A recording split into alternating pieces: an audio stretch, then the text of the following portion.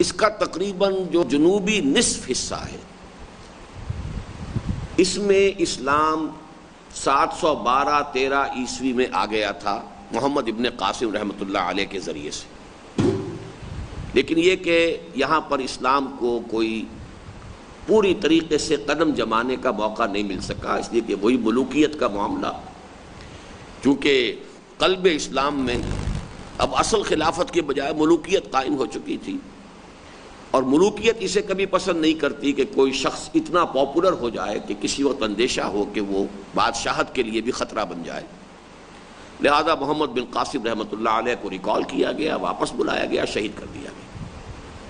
نتیجتاً یہ کہ یہ عرصہ جو پاکستان کا جو جنوبی حصہ ہے، جنوبی نصف، اس میں جو اسلام آیا تھا، اگرچہ اس کے اپنے خصائص بڑے اہم تھے کہ وہ خالص عربی الاصل اسلام تھا، اس لیے کہ اس وقت تک ابھی نہ کوئی عقائد کے اختلافات ظہور میں آئے تھے، نہ کوئی فلسفیانہ مکاتب فکر ظہور میں آئے تھے، نہ کوئی علم کلام وجود میں آیا تھا، نہ کوئی فقہی اختلافات وجود میں آئے تھے، نہ حنفیت اور شافعیت اور مالکیت کا کوئی سلسلہ تھا۔ اس اعتبار سے ابھی اسلام اپنی ابتدائی جو سادہ ترین حیثیت ہے اس میں برقرار تھا، لیکن یہ شارٹ لیو رہا معاملہ۔ اس کے بعد جو اسلام آیا ہے تو یوں سمجھیے کہ جو اس پاکستان کا اب نصف شمالی ہے، تقریباً 300 برس کے بعد اسلام اب ان دروں سے کہ جو یہ شمال مغربی سرحدی صوبہ جو ہمارا ہے، اس میں جو دریں ہیں، ان دروں سے اسلام کا سیلاب آیا ہے۔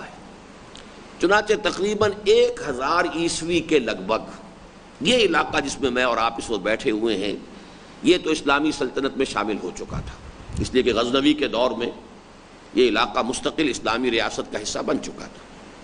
لیکن یہ کہ پھر ہندوستان بحیثیت مجموعی جب ہم ان سے لیں گے تو چونکہ اس کا صدر مقام دہلی رہا، پایہ تخت دارالخلافہ، وہاں اسلام جو ہے 1206 سے شروع ہوا۔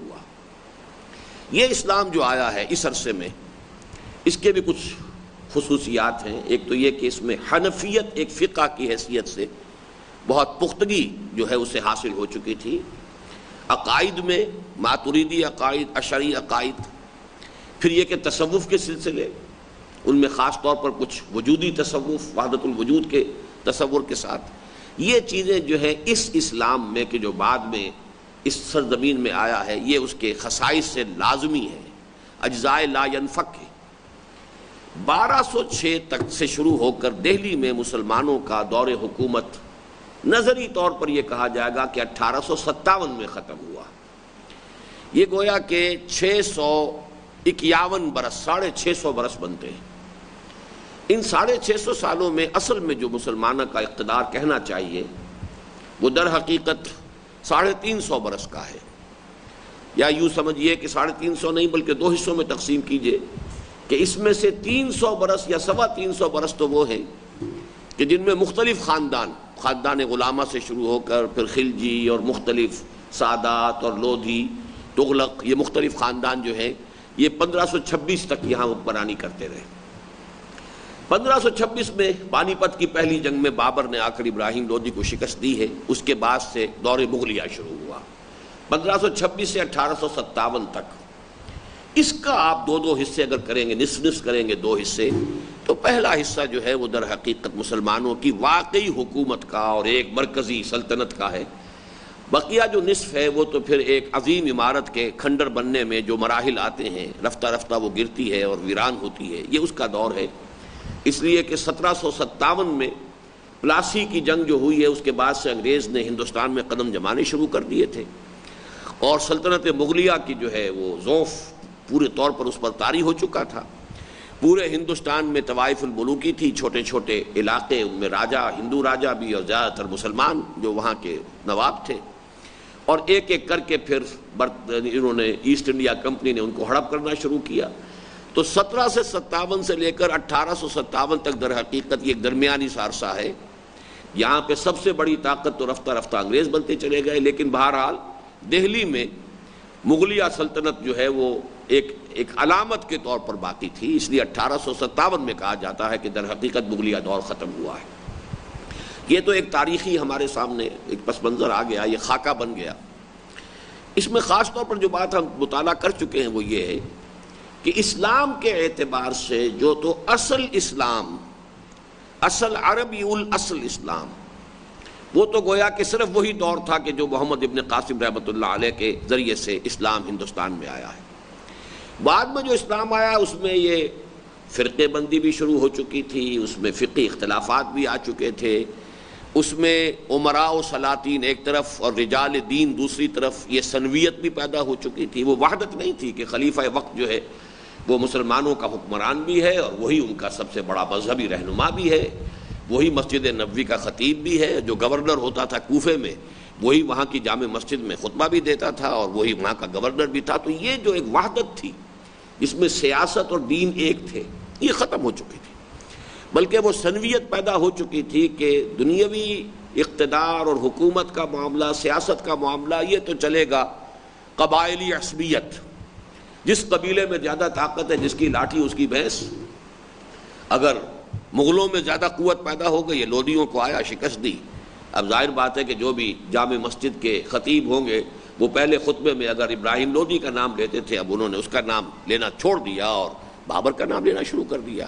تو یہ معاملہ جو تھا کہ حکومتیں بدل رہی ہیں، تغلق تھے یا کبھی خلجی تھے یا کبھی خاندان غلامہ تھے، بہرحال اس میں جو سنہری دور ہے، سب سے اعلیٰ دور، وہ خاندان غلامہ ہی کا ہے۔ اس کے بعد درجہ بدرجہ یہ سنویت تسلیس میں بدل گئی۔ اس کے کیا معنی ہے کہ ایک طرف تو امراء اور سلاطین اور یوں کہیے کہ جو عسکری قسم کے رہنما ہوتے تھے، دوسری طرف جو رجال دین تھے وہ بھی دو حصوں میں تقسیم ہو گئے۔ ایک وہ کہ جن کا پڑھنا پڑھانا، ظاہری علوم شریعت کی تحصیل، پھر اس کے نتیجے میں کہیں خطیب لگیں گے، کہیں قاضی لگیں گے، کہیں مفتی کا کام کریں گے، اور وہ ایک طرح سے گویا کہ ضمیمہ بن گئے حکومت کا۔ اور دوسری طرف وہ لوگ کہ جنہوں نے درویشی کا راستہ اختیار کیا، تصوف کا راستہ اختیار کیا، لوگوں کی روحانی تربیت کا کام شروع کیا۔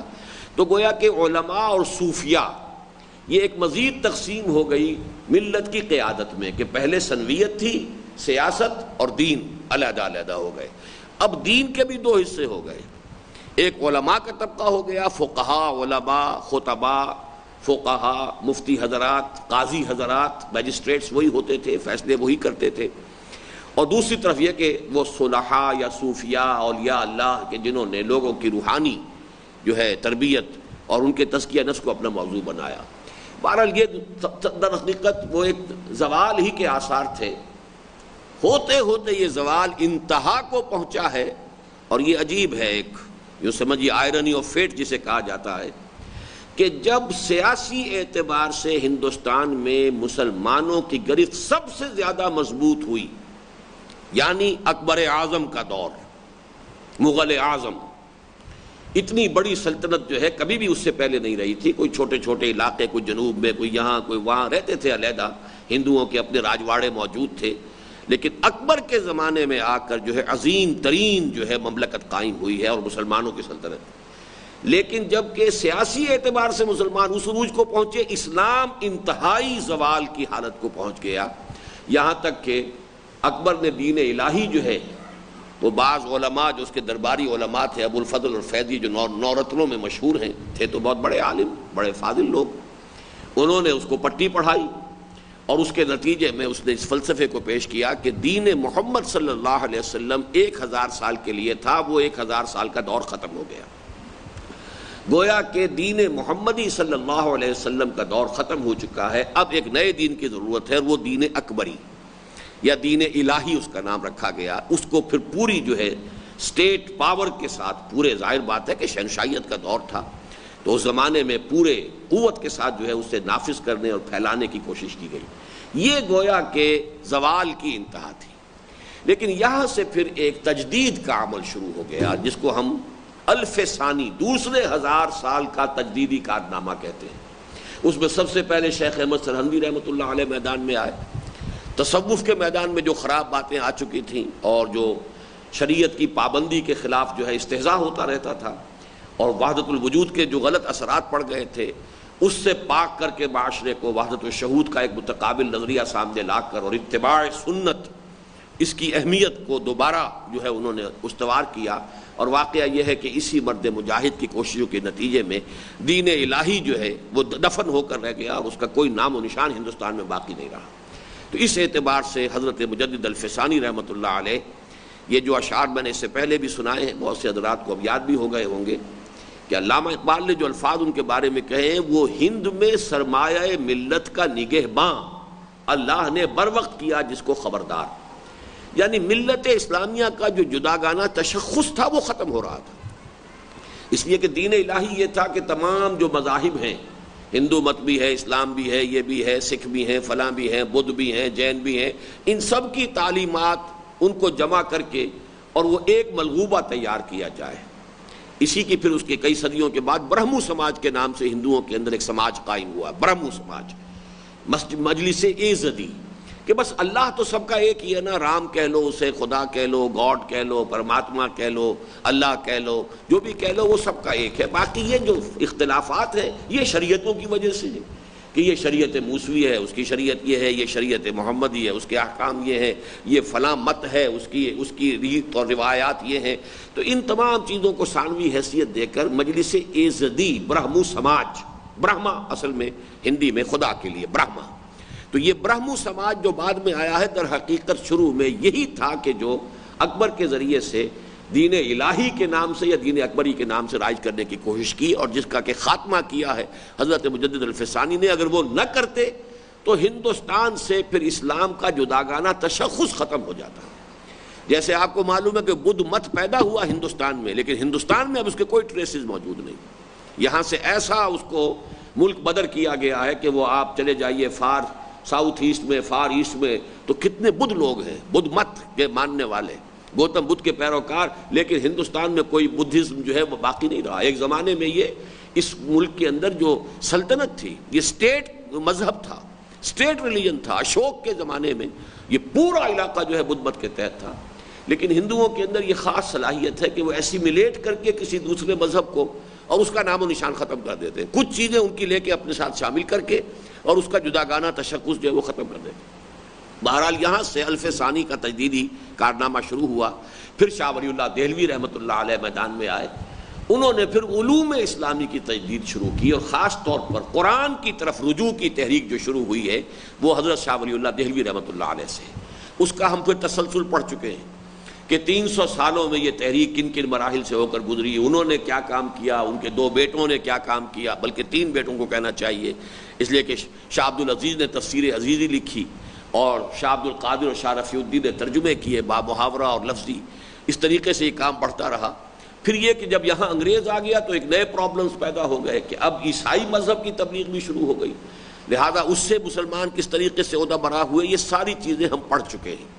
لیکن اسی وقت ہم نے نوٹ کیا تھا، جو حضرات اس میں شریک رہے ان کلاسز میں انہیں یاد ہوگا، کہ اس کے بعد سے ہمارا مطالعہ 2 حصوں میں علیحدہ علیحدہ ہو گیا، کہ انگریز کی آمد کے بعد سیاسی ڈیولپمنٹس کیا ہوئی ہیں، قومی اور ملی تحریکوں نے کیا رنگ اختیار کیا ہے، یہ ایک جداگانہ موضوع ہے، اور مذہبی اور دینی جو احیائی کوششیں ہیں اس میں کیا کام ہوتا رہا ہے، رجوع القرآن کے ضمن میں کیا کام ہوا، وہ ایک جداگانہ موضوع تھا۔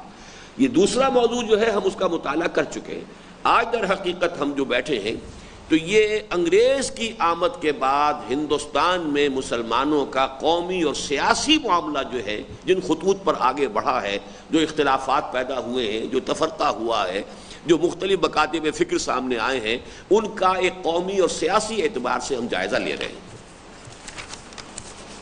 اس میں جو اس کا مقدمہ وغیرہ ہے، اس میں میں نے ایک معذرت کی ہے کہ ظاہر بات ہے کہ اس میں کچھ شخصیات پر تنقید بھی آئی ہے، خاص طور پر مولانا مودودی پر میں نے خاصی تنقید کی ہے، اور ایک زمانے میں کچھ میرے مزاج میں تلخی بھی تھی تو الفاظ کچھ سخت بھی استعمال ہوئے ہیں، لیکن یہ کہ آج بھی تجزیہ میرا وہی ہے۔ اگر میں اب دوبارہ لکھتا اس کتاب کو تو اس میں وہ جو سختی الفاظ کی ہے وہ کم کر سکتا تھا، اور کی جا سکتی ہے، لیکن تاریخی اعتبار سے یہ چونکہ سن 67 کے میرے مضامین ہیں اور اسی حیثیت سے شائع کیا ہے، لہذا میں نے شروع میں معذرت کر لی ہے کہ وہ کیفیت جو ہے وہ میں اب ان سختی پر معذرت خواہ ہوں، اور مجھے یہ توقع تھی کہ اگر ملاقات ہو جاتی سن 79 میں جب میں گیا تھا پہلی مرتبہ امریکہ، اور میرا ارادہ تھا مولانا مودودی سے ملاقات کا، تو میں ان سے معذرت کر لیتا، لیکن یہ کہ اس کا موقع نہیں آیا۔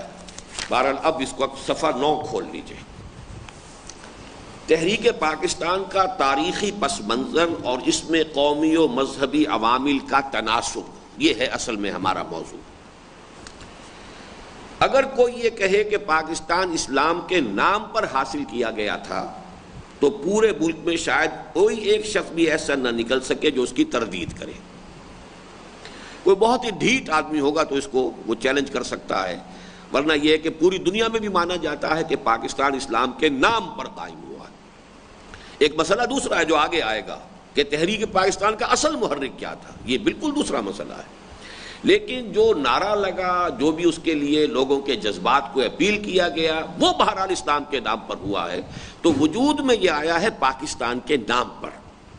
اگر کوئی یہ کہے کہ پاکستان اسلام کے نام پر حاصل کیا گیا تھا تو پورے ملک میں شاید کوئی ایک شخص بھی ایسا نہ نکل سکے جو اس کی تردید کرے۔ لیکن اگر سوال یہ ہو کہ تحریک پاکستان کا اصل محرک مذہبی و دینی تھا یا معاشی و معاشرتی، تو اس کے جواب میں اختلاف کی بڑی گنجائش ہے۔ اصل محرک کیا تھا؟ اصل موٹیویشن کیا تھی؟ کس جذبہ محرکہ کے تحت مسلم لیگ قائم ہوئی یا مسلم لیگ نے جد و جہد کی ہے اور پاکستان کو حاصل کیا ہے؟ کیا وہ جذبہ محرکہ دینی مذہبی تھا یا وہ بنیادی جذبہ محرکہ کچھ اور تھا؟ یہ چونکہ سن 67 کی میری تحریر ہے، اس میں بعد میں ظاہر بات ہے کہ میری فکر جو ہے مزید جو اس کے اندر تفاصیل کا رنگ بھرا ہے، تو میں اس سے تھوڑا سا آپ کو واقف کرا دوں کہ میرے نزدیک اس مسئلے کے 3 لیولز ہیں مختلف، اور اس کو میں مثال سے سمجھایا کرتا ہوں کہ جیسے پانی جو مبدأ حیات ہے، ہمارے اس کرۂ ارضی پر اس کی 3 سطحیں ہیں۔ ایک سطح ہے گراؤنڈ لیول، یہ پانی دریاؤں میں، ندیوں میں، نالوں میں بہہ رہا ہے، ہم دیکھ رہے ہیں، ویزیبل ہے، آنکھ سے دیکھ سکتے ہیں، دریائے راوی بھی بہہ رہا ہے، یہ دریائے چناب ہے۔ دوسرا ہے یہ جو ہم کہتے ہیں، جس کو کہ سب گراؤنڈ لیول ہم کہہ دیتے ہیں، یہاں سے ہم پانی نکال لیتے ہیں 30 foot, 40 foot, 50 foot, 60 foot, 70 foot, سب سوائل واٹر۔ تو سب سوائل واٹر جو ہے وہ ہم ہیڈ پمپ سے بھی نکال لیتے ہیں، کنویں بھی کھودتے ہیں تو وہ سوتے جو ہیں سب سوائل، وہی ان کا پانی آ کے جمع ہوتا ہے، وہ ہم کھینچ لیتے ہیں۔ ایک پھر تیسرا لیول ہے کہ جو 300 فٹ، 400 فٹ، 500 فٹ، 600 فٹ نیچے بورنگ کر کے اور جو ہم ٹیوب ویلز کے ذریعے سے حاصل کرتے ہیں، یہ نہایت صاف، شفاف، پاک پانی ہوتا ہے، کوئی پولیوشن اس میں نہیں ہوگی، اتنے نیچے سے ہم لے کر آتے ہیں۔ اسی لیے بڑے شہروں میں اسی کا اہتمام ہوتا ہے، یہ ٹیوب ویلز جو جگہ جگہ لگے ہوتے، کس لیے لگے ہوتے ہیں؟ بالکل اسی طرح تحریک پاکستان یا جینیسس آف پاکستان کے 3 لیولز ہیں۔ ایک رائٹنگ آن دی وال کے مانند ہے، پاکستان اسلام کے نام پر بنا، اس میں کسی شک و شبے کی گنجائش نہیں۔ لیکن نمبر 2 پر آئیے، اصل محرک کیا تھا؟ کیا مذہبی تھا؟ تو ہرگز نہیں تھا۔ یہ جب بھی میں کہتا ہوں تو لوگ چونک جایا کرتے ہیں کہ یہ مولوی ٹائپ آدمی ہے اور اسلام کے نام پر اپنی پوری زندگی جو ہے ایک خاص مشن کے لیے اس نے وقف کی ہوئی ہے، اور یہ بات یہ کہہ رہا ہے کہ اصل جذبہ محرکہ مذہبی نہیں تھا۔ تو میں اس کی پوری تفصیل بیان کیا کرتا ہوں، اور وہ یہ ہے کہ کسی بھی تحریک کا اصل جذبہ محرکہ سب سے زیادہ گاڑھا نظر آنا چاہیے اس کی قیادت میں۔ اگر جذبہ محرکہ مذہبی ہو تو مذہبی لوگ جو ہے اس کے قائدین نظر آئیں گے، پریکٹسنگ لوگ ہوں گے، مذہب پر عمل کرنے والے لوگ ہوں گے، جبکہ تحریک پاکستان کی قیادت خالصتاً سیکولر مزاج اور نان پریکٹسنگ مسلمانوں پر مشتمل تھی۔ جو بھی علماء آئے ہیں، صوفیاء آئے ہیں، وہ سیکنڈری طور پر سپورٹرز کی حیثیت سے آئے ہیں، چاہے وہ مولانا شبیر احمد عثمانی ہوں، چاہے ظفر احمد عثمانی ہوں، چاہے پیر صاحب مانکی شریف ہوں، چاہے پیر صاحب جماعت علی شاہ ہوں، کسے باشد رحمہم اللہ، لیکن یہ کہ ان کی حیثیت معاونین کی ہے، سپورٹرز کی ہے۔ اصل قیادت جو ہے وہ تو قائد اعظم کی تھی، وہ خان لیاقت علی خان کی تھی، وہ کوئی آئی چندری گر ہوتے تھے، کوئی حسین امام ہوتے تھے، کچھ چلتے جائیے، یہ ساری قیادت جو ہے اس مسلم لیگ کی، نواب اسماعیل خان ہوتے تھے، چودھری خلیق الزمان ہوتے تھے۔ یہاں پنجاب سے کون تھے؟ کوئی بڑے زمیندار جو ہیں، کوئی جو ہے یہ کرنل عابد حسین ہے، یا راجہ کیا نام تھا ان کا جو جہلم گجرات کی طرف کے تھے۔ بہرحال یہ سب حضرات کون تھے؟ ان کا دین و مذہب کے ساتھ عملی تعلق نہیں تھا۔ باقی یہ کہ کردار کے اعتبار سے قائد اعظم ایک سچے انسان تھے، باکردار انسان تھے، یہ علیحدہ بات ہے بالکل. یہ تو کسی غیر مسلم کے اندر بھی کردار جو ہے بہت اعلیٰ نظر آ سکتا ہے. اصل بات جو ہم کر رہے ہیں وہ یہ ہے کہ وہ مذہبی لوگ نہیں تھے. تو دوسرے لیول پر جب آتے ہیں تو میں نے یہاں لکھا ہے اس کے جواب میں اختلاف کی بڑی گنجائش ہے.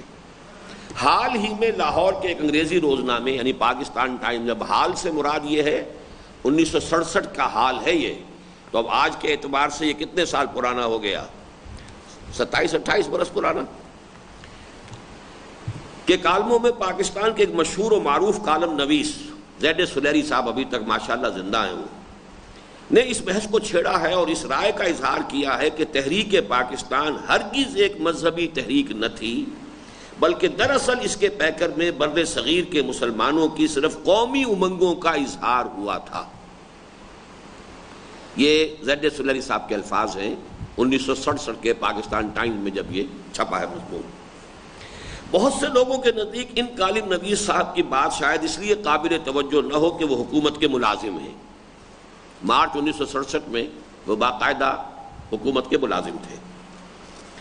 لیکن جہاں تک اس نظریے کا تعلق ہے، یہ صرف ان کا نہیں بلکہ مرحوم حسین شہید سہروردی، جو نہ صرف یہ کہ تحریک مسلم لیگ کے پرانے کارکن تھے بلکہ جنہیں بجا طور پر پاکستان میں حزب اختلاف کی علامت قرار دیا جا سکتا ہے اور جو یہاں پارلیمانی جمہوریت کے سب سے بڑے علمبردار تھے، بارہا ان سے کہیں زیادہ واضح اور غیر مبہم الفاظ میں ان خیالات کا اظہار کر چکے ہیں. اور حال ہی میں پاکستان کے ایک دوسرے بزرگ سیاستدان اور تحریک پاکستان کے پرانے کارکن جناب نور الامین نے بھی ایک ماہنامے کو، اردو ڈائجسٹ میں ان کا یہ بڑا تفصیلی انٹرویو شائع ہوا تھا کہ ایڈیٹر کو انٹرویو دیتے ہوئے اس نظریے کی تائید کی ہے. ان دونوں حضرات کا موقف یہ تھا کہ تحریک پاکستان کا اصل جذبہ محرکہ صرف معاشی تھا. حسین شہید سہروردی نمبر 1 ہے کہ جو اس نظریے کو بربلا کہنے والی شخصیت، اور نمبر 2 پھر اچھا حسین شہید سہروردی جو ہے وہ تو کچھ کنٹروورشیل شخصیت بن گئے تھے بعد میں، لیکن نور الامین آخری وقت تک کوئی کنٹروورشیل انسان نہیں تھے، بلکہ وہ مسلم لیگی رہے، مرتے دم تک مسلم لیگی رہے. انہوں نے کسی اور جماعت یا کوئی اور دھڑا اپنا علیحدہ سے نہیں بنایا. سہروردی کا معاملہ علیحدہ ہے، لہذا نور الامین کی بات جو ہے وہ اس سے زیادہ اہمیت کی حامل ہے. واقعہ یہ ہے کہ سوائے ان عوام الناس کے، بلکہ اس میں اور بھی نوٹ کرا دوں اس وقت کہ اس کے بعد یہ دونوں حضرات تو ہوئے مشرقی پاکستان سے، اس کے کچھ ہی عرصے کے بعد اسی زمانے میں مغربی پاکستان کے 2 مسلم لیگی لیڈرز نے بھی یہ بات کہی ذرا مختلف انداز میں. ممتاز محمد خان دولتانہ صاحب نے کہا کہ پاکستان کی تحریک ایک خالص سیاسی تحریک تھی، اس کا مذہب سے کوئی تعلق نہیں تھا. پھر ان پر لیدے ہوئی تو انہوں نے کچھ اس کا جواب دیا، لیکن یہ کہ وہ عذر گناہ بدتر از گناہ ہوتا چلا گیا، نہ بات صحیح وہ واپس لے سکے اور اس میں کوئی وضاحت پیش نہیں کر سکے. پھر سردار شوکت حیات خان، وہ ابھی تک زندہ ہیں، انہوں نے یہ کہا یہ خالص سیاسی تحریک تھی، مذہب سے اس کا کوئی تعلق نہیں تھا، بلکہ وہ اس میں اس حد تک آگے بڑھ گئے کہ پاکستان کا مطلب کیا لا الہ الا اللہ، یہ کوئی سنجیدہ اور ایڈلٹ لوگوں کا، میچور لوگوں کا معاملہ نہیں تھا. یہ تو کچھ نوجوانوں نے، کچھ چھوکروں نے ایک نعرہ ایجاد کر لیا تھا، نعرہ لگتا تھا لیکن اس کی کوئی حیثیت نہیں تھی. تو گویا کہ 2 آدمی وہاں کے اور 2 آدمی یہاں کے، وہ دونوں نفی کر رہے ہیں کہ کوئی مذہبی معاملہ جو ہے اس تحریک کے ساتھ نہیں تھا، اس کا جذبہ محرکہ مذہبی نہیں تھا. میں نے بھی تسلیم کیا، لیکن میری دلیل بالکل اور ہے، اور وہ یہ ہے کہ کسی تحریک کا اصل جذبہ محرکہ سب سے زیادہ گاڑھی صورت میں اس کی قیادت میں نظر آنا چاہیے، جبکہ فی الواقع تحریک پاکستان کی قیادت جو ہے وہ پریکٹسنگ مسلمز پر مشتمل نہیں تھی. واقعہ یہ ہے کہ سوائے ان عوام الناس کے جنہیں ان معاملات کا شعور ہی نہیں ہوتا، یا ان معدود چند لوگوں کے جو صرف مذہب کے سہارے ملکی سیاست کے میدان میں داخل ہو جانے کی بنا پر تاریخی حقائق کو توڑ مروڑ کر پیش کرنے پر مجبور ہو گئے ہیں، باقی جو شخص بھی غیر جانبداری کے ساتھ اس مسئلے پر غور کرے گا وہ اس نظریے کی صداقت سے انکار کی جرات نہ کر سکے گا. البتہ اس میں جو پھر میری مزید ڈیولپمنٹ ہے کہ جو میں نے استحکام پاکستان نامی جو میری کتاب ہے، میں نے اس میں اس کو واضح کیا بہت تفصیل سے، وہ یہ ہے کہ سیکنڈ لیول پر آ کر میں نے کہا کہ کوشچن یہ پوز کیا جائے کہ اس تحریک کا اصل جذبہ محرکہ کیا تھا، تو مذہبی نہیں تھا، یہ بات تو طے ہے. کیا تھا؟ کیا صرف سیاسی تھا؟ یہ صحیح نہیں ہے. کیا صرف معاشی تھا؟ صحیح نہیں ہے. اس لیے کہ یہ جو تحریک چلی ہے زیادہ مائنورٹی پروونسز کے لوگوں کے بل پر چلی ہے. اصل تحریک تھی مائنورٹی پروونسز کے لوگوں کی، اور مائنورٹی پروونسز کے لوگوں کے لیے ظاہر بات ہے کہ انہیں کوئی توقع نہیں ہو سکتی تھی کہ پاکستان جو ہے وہ مدراس میں بھی بن جائے گا اور پاکستان بامبے میں بھی بن جائے گا اور سی پی میں بھی بن جائے گا، یہ ناممکن۔ پھر انہوں نے کیسے حصہ لیا؟ اگر صرف سیاسی معاملہ ہوتا، اگر صرف معاشی معاملہ ہوتا، تو اگر آپ اس کو کہیں گے صرف سیاسی صرف معاشی تو وہ صحیح نہیں ہے، اگر کہیں صرف لسانی مسئلہ تھا وہ بھی صحیح نہیں ہے، تو پھر کیا تھا؟ اس کے لیے لفظ ہے قومی، یہ ایک قومی مسئلہ تھا۔ اور ذرا کھل کر اب بات میں کر رہا ہوں، ایک چھوٹی قوم کو بڑی قوم سے یہ اندیشہ لاحق ہو گیا تھا کہ وہ اس کے ساتھ انصاف نہیں کرے گی۔ اس کے بہت سے اسباب ہیں، گہرے اسباب ہیں، کیونکہ اس چھوٹی قوم نے یہاں 1000 برس تک حکومت کی تھی، یا کہیں 800 برس تک حکومت کی تھی، کہیں 600 برس تک حکومت کی تھی۔ اب ظاہر بات ہے کہ رد عمل ہوتا ہے، جب وہ بڑی قوم جو تھی عددی اعتبار سے جب وہ آزاد ہوئی تو اب اندیشہ تھا کہ یہ پچھلا حساب جو ہے اب چکائیں گے، ہم سے اپنا انتقام لیں گے، جو کچھ ہم غلطیاں کرتے رہے اب اس کا حساب کتاب دینا پڑے گا، ایک فطری بات۔ دوسرے یہ کہ اس کا آگے آ جائے گا معاملہ تفصیل سے، کہ ایک خاص سبب سے جو جس کو بیلنس آف پاور کہتے ہیں وہ بالکل بدل کر رہ گیا تھا، وہ میں بعد میں ڈسکس کروں گا، اس وقت نہیں اس میں لگانا چاہتا۔ تو ایک فیئر کمپلیکس تھا یہ کہ ایک چھوٹی قوم کو بڑی قوم سے اندیشہ تھا کہ وہ اس کے ساتھ انصاف نہیں کرے گی، معاشی طور پر بھی ایکسپلائٹ کرے گی، سماجی طور پر بھی انہیں نیچے درجے کا رکھے گی، ان کے قومی تشخص کو ختم کر دے گی، ان کی قومی زبان کو ختم کر دے گی، یہاں تک کہ مذہب کو بھی بدل دے گی، بدلنے کی کوشش کرے گی۔ اور اس کے لیے آثار شروع ہو چکے تھے کہ وہ شدھی کی تحریک شروع ہوئی، سنگٹن کی تحریک شروع ہوئی، جس سے کہ اندیشہ جو ہے روز بروز بڑھتا چلا گیا کہ اگر ہندوستان ایک ملک کی حیثیت سے آزاد ہوا تو ہندو میجورٹی جو ہے وہ اسلام کو اور مسلمانوں کو اس کے ساتھ کسی فیئر پلے کا جو ہے کوئی توقع نہیں کی جا سکتی، کوئی فیئر ڈیلنگ کی توقع وہ نہیں کر سکتی مائنورٹی، مسلم مائنورٹی، بلکہ اندیشے تھے۔ لہذا یہ اصل قومی مسئلہ تھا۔ اب اس کے بعد میں یہ کہا کرتا ہوں کہ اب تیسرے لیول پر آئیے، وہ 600 فٹ نیچے جا کر پانی جو لینا ہے سب سے صاف، کہ جس قوم کو یہ اندیشہ لاحق ہوا تھا اس قوم کی قومیت کی بنیاد کیا تھی؟ کیا وہ کسی نسل کی بنیاد پر قوم تھی؟ نہیں تھی، بے شمار نسلیں تھیں مسلمانوں میں۔ کیا کسی ایک زبان کی بنیاد پر قوم تھی؟ یہ بھی غلط ہے، بے شمار زبانیں تھیں۔ یوں سمجھیے کہ ایک ذریعہ جو ہے ایک وقت میں ہندو کی مخالفت میں اردو جو ہے اس کو ہم نے اڈاپٹ کر لیا تھا، لیکن بنگلہ دیش کی اپنی زبان تھی، سندھ کی اپنی زبان تھی، پٹھانوں کی اپنی زبان تھی، بلوچیوں کی اپنی زبان تھی، مدراس والے مسلمانوں کی اپنی زبان تھی، بے شمار زبانیں، کیرالہ کی اپنی زبان تھی، ملیالم زبان ہے اور تامل زبان ہے، بے شمار زبان۔ اسی طریقے سے لباس ایک نہیں تھا، وضاقتہ ایک نہیں تھی، خاص طور پر عورتوں کا لباس، بلوچی مسلمان عورت، پٹھان مسلمان عورت، ذرا اس کے لباس کا تصور کیجئے، اور بنگالی مسلمان عورت کے لباس کا تصور کیجئے، یہ سمجھیں گے کہ یہ ننگی ہے، اس نے لباس پہنا ہوا ہی نہیں ہے۔ اسی طرح کھانے پینے کی ہیبٹس ایک نہیں تھی، ہم اگر اناج کھانے والے ہیں وہ چاول کھانے والے دوسرا وہ انداز میں، اور پھر یہ کہ وہ ماچھ بھات جو تھا ان کا، چاہے کتنی بدبو آ رہی ہو لیکن وہ ماچھ بھات جو ہے ان کے لیے انتہائی لذیذ شے، بہت مرغوب شے، اور ہم شاید ان کے قریب بیٹھ نہ سکے جبکہ وہ ماچھ بھات کھا رہے ہوتے تھے۔ تو اس اعتبار سے بڑا فرق ہے، سوائے ایک مذہب کے کوئی قدر مشترک نہیں۔ لہذا فائنل انالیسس میں پھر وہی آ جاتے ہیں کہ پاکستان کی بنیاد سوائے مذہب کے اور کوئی نہیں ہے۔ لیکن اس وقت ہم تجزیہ کر رہے ہیں پاکستانی تحریک پاکستان کا جو جینیسس ہوا ہے، اس وقت سے جو ہم جائزہ لینا شروع کریں گے کہ کیا کیا مختلف مکاتب فکر پیدا ہوئے اور کیا اختلافات ہوئے، تو وہ ایک علیحدہ پروسیس ہے۔ لیکن اگر آپ اس کو ایک کل کی حیثیت سے لیں گے تو تھرڈ لیول پر پہنچ کر بھی بات وہیں پہنچ جائے گی کہ جہاں پہلے لیول پر تھی، رائٹنگ آن دی وال، کہ پاکستان کی بنیاد اسلام کے سوا کوئی نہیں۔ چلیے، اللہ تعالیٰ حکیم اور علیم ہے اور اپنی حکمتوں کو وہی بہتر جانتا ہے، تاہم بظاہر جو کچھ نظر آتا ہے وہ یہ ہے کہ یہ بر صغیر کے مسلمانوں کی بھی بدقسمتی تھی اور شاید خود اسلام کی بھی، کہ ہندوستان میں مسلمانوں کی قومی تحریک کو ابتدا ہی سے کچھ ایسے حادثوں سے دوچار ہونا پڑا جن کے نتیجے میں یہ روز بروز مذہب سے دور ہوتی چلی گئی۔ جو اپنی کتاب بنا چکے ہیں، اسے خریدنے کا فیصلہ کر چکے ہیں، وہ اس کو ذرا انڈر لائن کر لیں اس جملے کو۔ قومی تحریک کا فاصلہ مذہب سے بڑھتا چلا گیا۔ کیوں؟ بعض ایسے حوادث ہوئے کہ حالانکہ قوم تھی صرف مذہب کی بنیاد پر، اور کوئی قدر مشترک نہیں تھی، اسے قوم بنانے والی شے، کمیونٹی فیلنگ پیدا کرنے والی شے سوائے مذہب کی اور کوئی شے ہی نہیں تھی، لیکن جب قومی تحریک چلی ہے تو پے بپے ایسے حوادث سے دوچار ہوئی کہ مذہب سے اس کا رشتہ کمزور ہوتا چلا گیا. یہ ہے وہ اہم پوائنٹ کہ جس کو میں اب ثابت کروں گا دلائل کے ذریعے سے. سب سے پہلا چیپٹر کیا ہے؟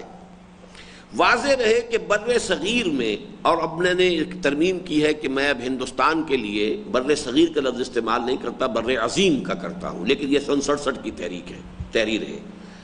بر عظیم پاک و ہند میں تحریک استخلاص وطن کے اولین داعی مسلمان تھے. استخلاص سمجھ گئے؟ کون سا باب ہے یہ؟ استفعال. مادہ کیا ہے؟ خالام صاد، خالص کر لینا. استخلاص یعنی انگریزوں سے نجات دلا دینا، غیر جو حکمران آ گئے تھے غیر ملکی، ان سے چھٹکارا پانا. استخلاص وطن. واضح رہے کہ بر صغیر میں تحریک استخلاص وطن کے اولین داعی مسلمان تھے. تحریک شہیدین جہاں احیاء اسلام کی ایک ہمہ گیر تحریک اور منظم کوشش تھی، وہاں آزادی وطن کو بھی اس کے مقاصد میں ایک اہم حیثیت حاصل تھی. گویا اس میں دین اور سیاست کا وہ حسین امتزاج موجود تھا جو ہماری تاریخ کے قرن اول کا طرۂ امتیاز ہے. سید احمد شہید بریلوی رحمۃ اللہ علیہ نے جو جہاد شروع کیا، جس میں کہ ان کے سب سے بڑے نائب جو ہے شاہ ولی اللہ دہلوی رحمۃ اللہ علیہ کے پوتے شاہ اسماعیل شہید، ویسے تو شہید اس میں ہوئے ہیں سینکڑوں ہزاروں، لیکن یہ دو کے نام سے شہیدین کہلاتی ہے تحریک. شہید سب سے بڑے جو امیر تھے جن کے ہاتھ پر سب نے بیعت کی ہے وہ سید احمد بریلوی، اور چونکہ شاہ ولی اللہ کے پوتے ہونے کے ناطے اور بہت بڑی علمی شخصیت شاہ اسماعیل شہید کی، تو ان دونوں کے نام سے اس کو موسوم کیا جاتا ہے تحریک شہیدین. اب اس کا مزاج خالص دینی. پہلے انہوں نے بیعت توبہ، جس کو کہ ہم کہتے ہیں عام طور پر تصوف کی بیعت جو ہے، تزکیہ نفس کے لیے بیعت، وہ بیعت لی. اس کے بعد پھر بیعت جہاد لی، اور انہوں نے منظم کیا لوگوں کو، اور پھر ان کی تربیت کی، ان کا تزکیہ کیا، ان کے اخلاق کو بنایا. واقعتاً صحابہ کرام رضوان اللہ تعالی علیہ مجمعین کے کردار اور اخلاق کا، ان کی شخصیتوں کا عکس کامل دور صحابہ کے بعد اگر کہیں نظر آ سکتا ہے تو اس طرح دور یہ شہیدین کی تحریک ہے. عکس کامل، واقعتاً نہایت خالص دینی تحریک. اور جن حضرات کو بھی اس سے دلچسپی ہو، وہ مولانا ابو الحسن علی ندوی کی کتاب بھی اس کی موضوع پر موجود ہے. مولانا غلام رسول مہر کی 3 والیومز ان کی تحریک پر موجود ہیں، اور یہ صرف پچھلی صدی کی تحریک ہے. 1831 میں شہادت بالا کوٹ کا واقعہ پیش آیا ہے، لیکن یہ کہ اکثر و بیشتر لوگ جو ہے ہم میں سے وہ اس تحریک سے بالکل ناواقف ہیں، لیکن اسے اپنے مطالعے کے جو بھی پروگرام ہوتا ہے، ایجنڈا ہوتا ہے، اس میں اس کو شامل کیجئے کہ اس تحریک کا مطالعہ کیا جائے. حادثہ بالا کوٹ 1831 کے بعد بھی تقریباً ربع صدی تک آزادی وطن کی کوششوں میں اسی تحریک شہیدین کے باقیات الصالحات کی جلوہ آرائی نظر آتی ہے. یعنی 1831 6 مئی 1831 کو یہ جو حادثہ فاجعہ پیش آیا ہے شہادت بالا کوٹ کا، جس میں دونوں یہ عظیم شخصیتیں بھی شہید ہوئیں اور سینکڑوں جو ہیں مجاہدین شہید ہوئے، اس کے بعد بھی تقریباً 25 برس تک استخلاص وطن یا آزادی ہند کی تحریک میں صرف مسلمانوں نے کام کیا، انہی کے باقیات الصالحات. اس لیے کہ سید صاحب کے پیش نظر بھی یہ تھا کہ پہلے سرحد سے انہوں نے جہاد شروع کیا کہ پنجاب کو سکھوں کے تسلط سے نجات دلائی جائے. سکھوں سے جہاد شروع کیا، یہاں سے پھر آگے بڑھ کر اس معاملے کو پھر انگریزوں کے ساتھ جو ہے جو مقابلہ کر کے انگریزوں کو نکالا جائے. وہ تو یہ کہ پہلے ہی قدم پر اور اپنوں کی سازش اور اپنوں کی غداری اس میں سب سے زیادہ فیصلہ کن بات بنی کہ وہ معاملہ ختم ہو گیا. لیکن یہ کہ بہرحال پیش نظر ان کے تھا انگریزوں سے پنجہ آزمائی کرنے کا، اور اس کے لیے پیر پگاڑا جو ہیں ہمارے یہاں، ان کے جو 5ویں پشت میں تھے جو پیر، ان کے ساتھ ان کا معاملہ طے ہو گیا تھا. یہ بات بھی میں آپ کو بتا دوں کہ اگرچہ ہمارے نوجوان جو ہیں وہ ماؤ زیدونگ کا لانگ مارچ جو ہے وہ زیادہ تعداد آپ کو مل جائے گی لوگوں کی جو واقف ہیں، اور یہ ان کے لانگ مارچ سے لوگ واقف نہیں ہیں. یو پی کے تقریباً یوں سمجھیے کہ مشرقی حصے سے رائے بریلی سے انہوں نے ہجرت کا سفر شروع کیا ہے. اب یو پی سے ہو کر بڑا سیدھا راستہ سرحد کا کیا تھا، یو پی سے پنجاب ہوتے ہوئے بڑا کھلے میدان پڑے ہوئے سیدھا راستہ ہے آدمی سے، لیکن درمیان میں سکھ ہے، سکھوں کی حکومت ہے، لہذا یو پی سے سی پی میں داخل ہوئے ہیں. سی پی سے پورا راجپوتانے کا ڈیزرٹ کراس کیا ہے، پھر سندھ کے ریگزار میں داخل ہوئے ہیں، حیدرآباد کے پاس سے ہو کر، اور پھر یہ گئے ہیں پورا درہ بولان انہوں نے کراس کیا ہے، افغانستان پہنچے ہیں، افغانستان کے پھر وہ شمالی علاقے سے ہو کر، اور یہ جو دیر کا علاقہ ہے، باجوڑ کا علاقہ ہے، اس کی طرف سے ہو کر اور سوات تک گئے. اتنا بڑا تاریخی مارچ ہے. اور یہ کون لوگ ہیں؟ بڑے یوں سمجھیے کہ نرم و نازک لوگ، یو پی کے لوگ، بہار کے لوگ، بنگال کے لوگ، زیادہ تر یہ لوگ تھے کہ جو ان مجاہدین کے لشکر کے اندر موجود تھے. یعنی یہ کہ میدانی علاقے کے لوگ جو بڑی آسائشوں کے عادی ہو جاتے ہیں، پہاڑی علاقے کے لوگ تو ہوتے ہیں جفاکش ہوتے ہیں، انہیں محنت کرنی پڑتی ہے، لیکن اور صحرا کے لوگ بھی ایسے ہی ہوتے ہیں جفاکش. اسی لیے اقبال نے کہا ہے کہ فطرت کے مقاصد کی کرتا ہے نگہبانی، یا بندہ صحرائی یا مرد کوہستانی. لیکن یہ تو میدان کے علاقوں کے لوگ تھے، انہوں نے یہ کچھ کیا، اتنی محنت کی ہے. تو جب سندھ سے یہ گزر رہے تھے تو ان پیر پگاڑوں صاحب کے جد امجد جو ہیں ان سے معاملہ طے ہو گیا تھا، انہوں نے مہمان نوازی بھی کی تھی ان کی، اور پھر طے ہو گیا تھا کہ یہ جب سکھوں کو شکست دیتے ہوئے پنجاب کی طرف آئیں گے، ہارٹ آف پنجاب میں، تو یہ ادھر سے سکھر، آپ کو معلوم ہے کہ قریب آس پاس جو ہے یہ ان کا اصل مرکز ہے، پیر جوگوٹ، یہاں سے یہ بڑھیں گے دریائے سندھ کے مغرب کے ساتھ ساتھ ہوتے ہوئے اور ڈیرہ غازی خان کے علاقے سے ہوتے ہوئے پنجاب میں پہنچیں گے، اور دونوں کی فورسز مل جائیں گی، اور پھر دونوں مل کر جہاد کریں گے انگریزوں کے خلاف. وہ حر تحریک جو ہے وہ آپ نے کئی مرتبہ اس کا نام سنا ہوگا، اس وقت سے یہ حر تحریک جو ہے وہ چلتی رہی، اگرچہ یہ کہ وہ سارا نقشہ کار جو تھا ان کا، وہ تو بیچاروں کا پہلے ہی قدم پر جب وہ اپنوں کی غداری سے اور سازش سے ان کی تحریک ناکام ہو گئی تو آگے کا مسئلہ پیدا ہی نہیں ہو سکا. حادثہ بالا کوٹ 1831 کے بعد بھی تقریباً ربع صدی تک آزادی وطن کی کوششوں میں اسی تحریک شہیدین کے باقیات الصالحات کی جلوہ آرائی نظر آتی ہے، اور اسی کے متعلقین و متاثرین کہیں جیلوں میں تشدد اور بہیمیت کے شکار بنتے ہیں، اور کہیں پھانسی کے تختوں کو زینت بخشتے نظر آتے ہیں. اس پورے عرصے میں آزادی وطن کی جد و جہد میں کوئی غیر مسلم نظر نہیں آتا. یہ اہم نقطہ ہے، اسے پھر انڈر لائن کیجئے. لیکن وہی لوگ جنہوں نے کتاب اپنی لے لی ہو، اس کی وجہ بالکل ظاہر ہے. ہندوؤں کے لیے انگریز کی غلامی ایسی نئی اور انوکھی بات نہ تھی، اور ان کے لیے معاملہ صرف حکمرانوں کی تبدیلی کا تھا، جبکہ مسلمان حال ہی میں مسند حکومت سے اتر کر غلامی کی زنجیروں میں جکڑے گئے تھے. لہذا یہ بالکل فطری بات تھی کہ آزادی کے لیے ہاتھ پاؤں مارنے کی ابتدا بھی انہی کی طرف سے ہوتی. یعنی ہندوؤں کے لیے تو چینج آف ماسٹرز کا معاملہ تھا، پہلے وہ مسلمانوں کے غلام تھے، اب انگریزوں کے غلام ہو گئے. ان کے لیے کوئی شوق نہیں، کوئی ان کے لیے کوئی سٹیٹس ان کا بدلا نہیں، بلکہ ایک اعتبار سے خوش آئند ہو گیا کہ حکمران تبدیل ہو گئے تو مسلمان جو ہیں جو بھی کچھ ان کو شکایتیں ہوں گی مسلمانوں سے، تو گویا کہ ایک موقع ہاتھ آ گیا ہے کہ نئے جو حکمران ہیں ان کے ساتھ سازگاری اختیار کر کے ان پرانے حکمرانوں سے اپنا حساب کتاب چکا سکے. لہذا انہیں آزادی کے لیے ہاتھ پاؤں مارنے کا ان کے اندر کوئی جذبہ تھا ہی نہیں. وہ جذبہ مسلمانوں میں تھا، اس لیے کہ وہ تو تخت حکومت سے اتار کر نیچے پھینک دیے گئے. یہی معاملہ ہے، نوٹ کیجئے کہ پنجابی مسلمان اور سندھی مسلمان کی نفسیات میں زمین و آسمان کا فرق ہے. پنجابی مسلمان کو انگریز نے آ کر سکھا شاہی سے نجات دلائی، لہذا انگریز پنجابی مسلمان کا محسن قرار پایا. سندھی مسلمان سے انگریز نے حکومت چھینی، 1843 میں شکست دی تالپوروں کو اور حکومت پر قبضہ کیا. تو ظاہر بات ہے کہ نفسیاتی طور پر تو زمین و آسمان کا فرق ہو گیا. انگریز کی دشمنی وہاں یہ ہے کہ سکھا شاہی سے تو 1000 درجے بہتر انگریز کی حکومت تھی، کم سے کم رول آف لا تو تھا.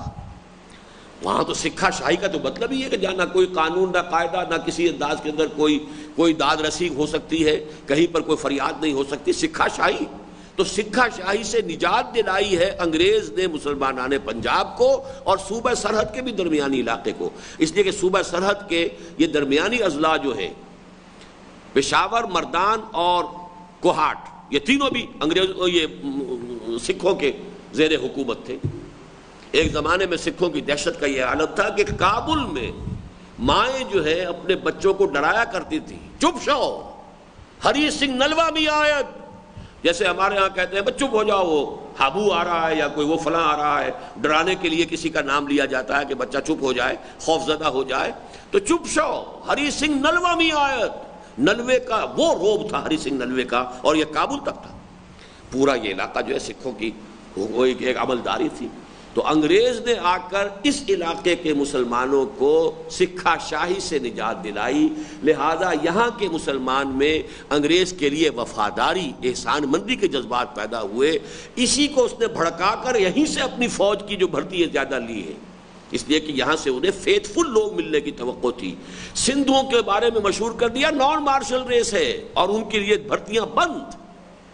اب ظاہر بات ہے کہ جب اس کے اوپر ایک صدی گزر گئی پوری، تو پھر ایک قوم کی نفسیات جو ہے، کسی بچے کو آپ کہتے رہیے تو بزدل ہے، تو بزدل ہے، تو بزدل ہے، ڈرپوک ہے، ڈرپوک ہے، ڈرپوک ہے، وہ واقعتاً ڈرپوک ہو جائے گا. یہ حادثہ ہوا ہے سندھی قوم کے ساتھ، سندھی مسلمانوں کے ساتھ، اس لیے کہ 1944 تک ہر موومنٹ باقی تھی. ابھی 1843 میں حکومت ختم ہوئی ہے، 1944 تک بھی خبریں آتی تھیں، اور ان پیر پگاڑا کے والد صاحب کو جو ہے پھانسی دی تھی انگریز نے، اور ان کی لاش تک کہیں نہیں دی گئی، کوئی خبر نہیں ہے ان کی.